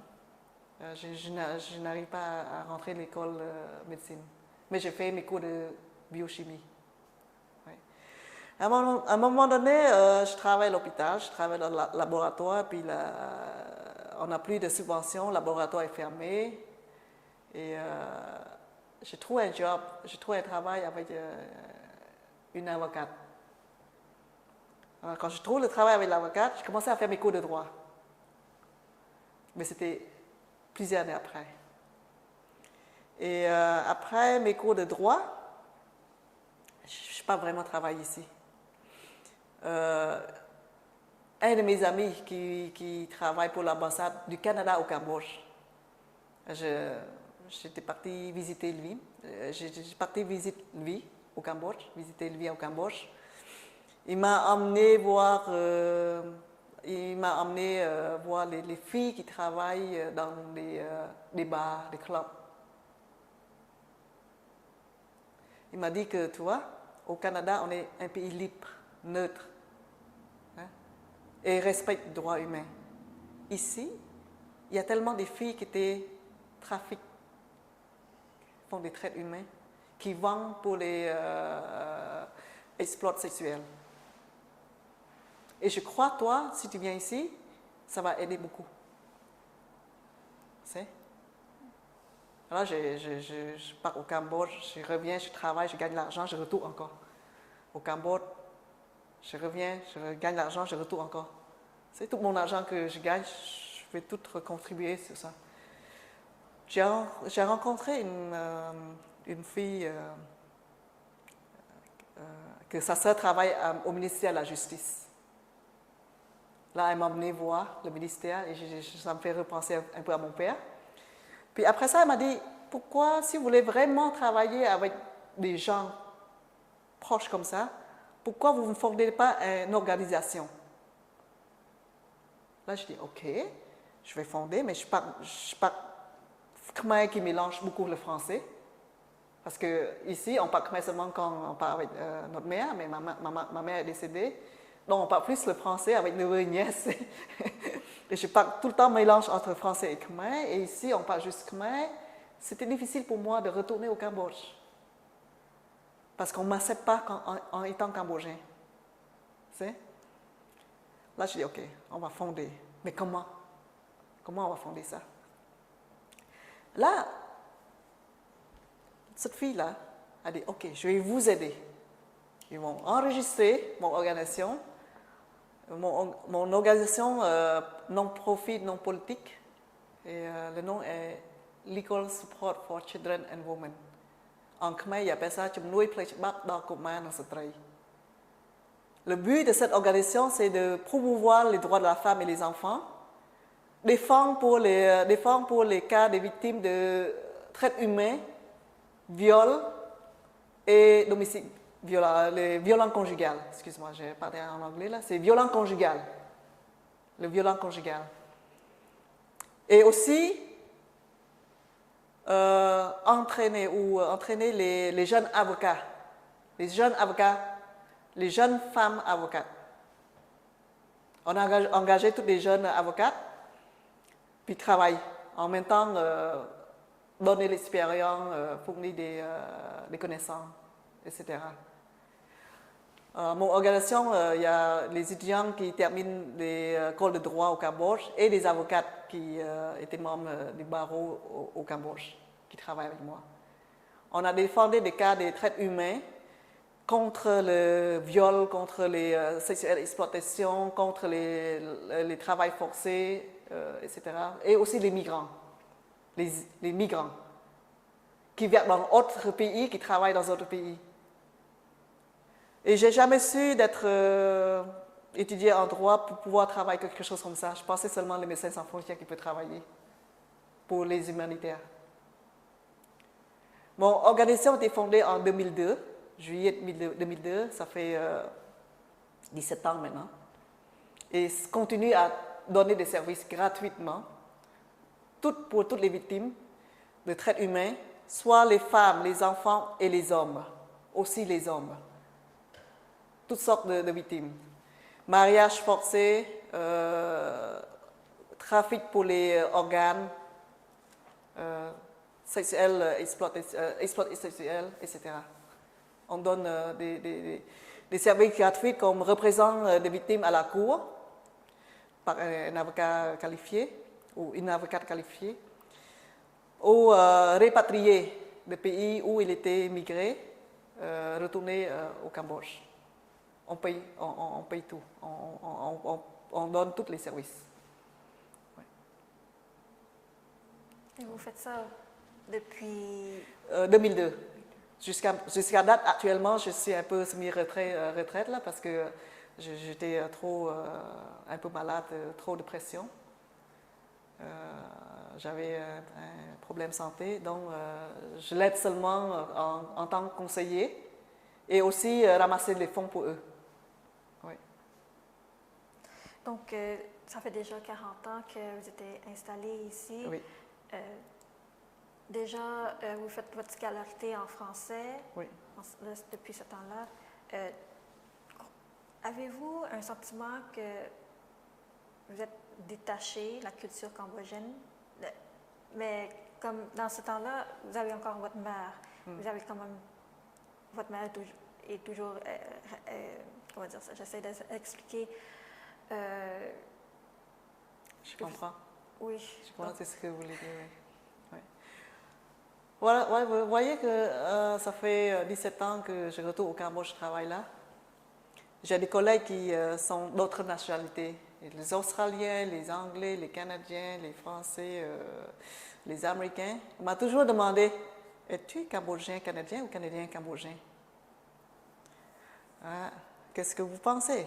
Moi, je pense que tu es plutôt Canadien, Cambodgien. Ça j'attache plus au Canada que le Cambodge. Mais je ne peux pas nier que je suis Cambodgien, parce que je suis Cambodgien d'origine. Donc, ça fait déjà depuis 40 ans que Oui. vous êtes ici au Canada. Croyez-vous que vous êtes... Sentez-vous détaché de la culture cambodgienne? C'est un peu drôle de dire ça, mais comme depuis 17 ans que je suis au Cambodge, j'ai des amis de différentes nationalités. Il y a des Australiens, des Américains, des Français, des Anglais, plusieurs différentes nationalités. Il m'a demandé toujours si je suis Canadien-Cambodgien ou Cambodgien-Canadien. Je dis, ouais, dis-moi, qu'est-ce que tu en penses de moi? Il dit, je te vois plutôt Canadien-Cambodgien. Oui, on me voit plus Canadien que Cambodgien, mais je ne peux pas complètement détacher du Cambodge parce que c'était un pays natal, que je suis né là-bas, que mon ancêtre vient de là-bas. Par contre, le Canada m'a donné deuxième vie, de survivre sans crainte et eu la chance de venir au Canada, d'établir au Canada comme les autres Canadiens.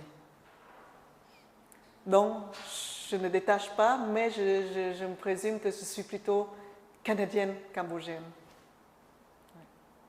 Est-ce que vous êtes mariée présentement? Non, malheureusement. J'avais vu en couple, mais on était séparés depuis 19 ans. Ouais. Donc, est-ce que vous partagez toujours de votre vie personnelle, du passé avec les jeunes, vos nièces, vos neveux? Oui, oui certains de mes neveux que son père, leur père était tué pendant le régime Khmer Rouge, m'a toujours demandé. Ça, c'est le plus dur à répondre. Et je pense que mes neveux n'osent même pas demander à ses mères, à leur mère, je veux dire. Il m'a demandé, est-ce que tu connais mon père? Est-ce que mon père m'aime bien?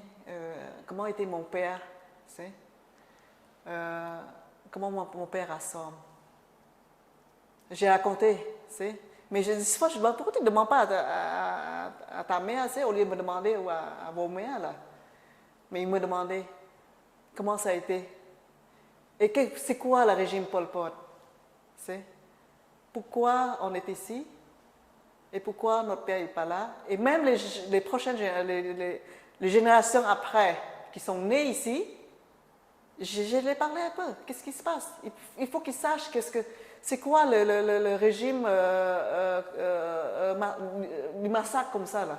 On a quitté parce qu'on était forcés de quitter. Et que nos membres de la famille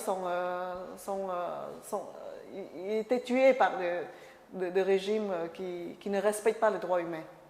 Et je continue à raconter. Et non seulement à mes neveux et nièces, mais à tous les jeunes qui aimeraient le savoir, de l'histoire. Oui. Sentez-vous à l'aise immédiatement une fois que vous êtes rendu au Canada? Au début, non. Au début, on ne voulait pas parler parce qu'on pense que c'est quoi ça, des Cambodgiens qui tuent des Cambodgiens? Ça n'existe pas dans le monde entier. C'est. La Deuxième Guerre mondiale, les Allemands tuaient d'autres nationalités, d'autres origines. Mais ici, au Cambodge, c'est les Cambodgiens qui tuent les Cambodgiens. C'est pour quelle raison? C'est quoi la raison derrière ça? Et j'aimerais avoir la réponse. C'est pas parce que le cours international a condamné les chefs de Khmer Rouge en prison à vie qui nous soulage, non. On veut savoir c'est quoi l'histoire derrière ça. Pourquoi tuer les Cambodgiens qui est notre propre peuple, notre propre origine, et essayer d'éliminer. Ça, je veux savoir. Et une des dernières questions que j'aimerais vous demander, ça, je crois que c'est important. Avez-vous des idées à partager au sujet des efforts humanitaires posés par la citoyenneté canadienne durant la crise vécue par les réfugiés il y a 40 ans?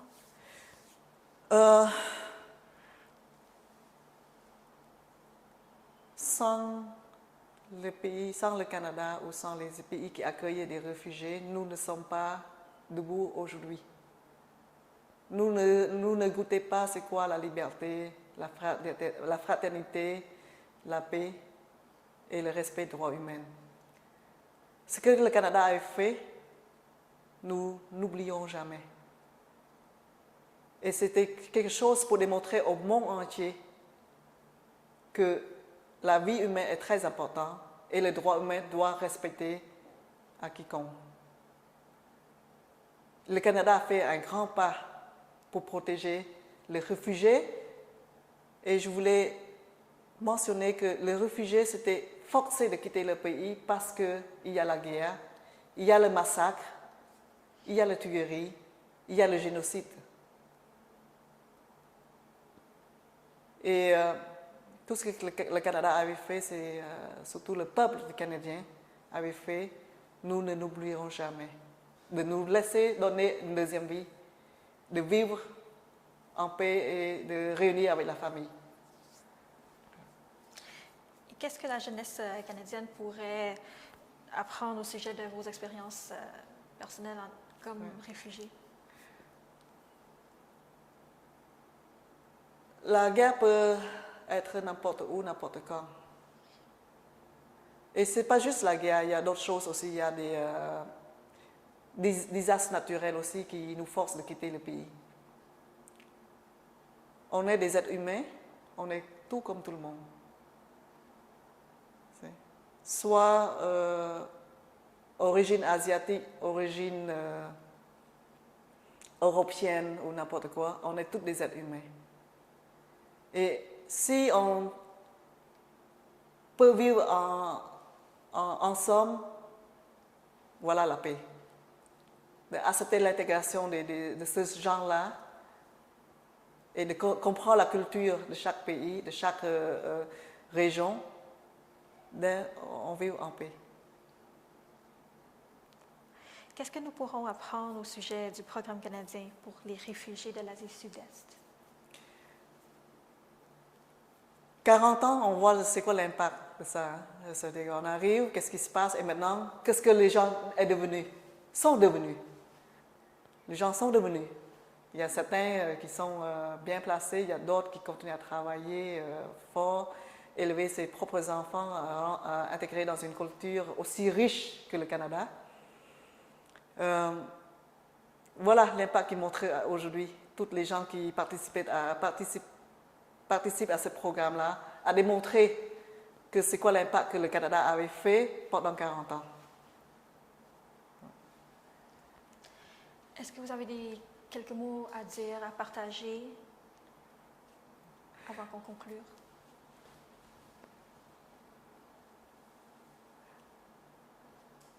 Le Canada était vraiment un pays extraordinaire.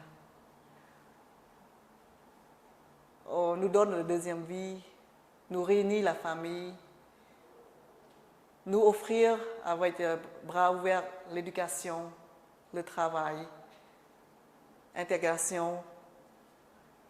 Et c'est quelque chose que le monde entier doit apprendre aussi par le Canada.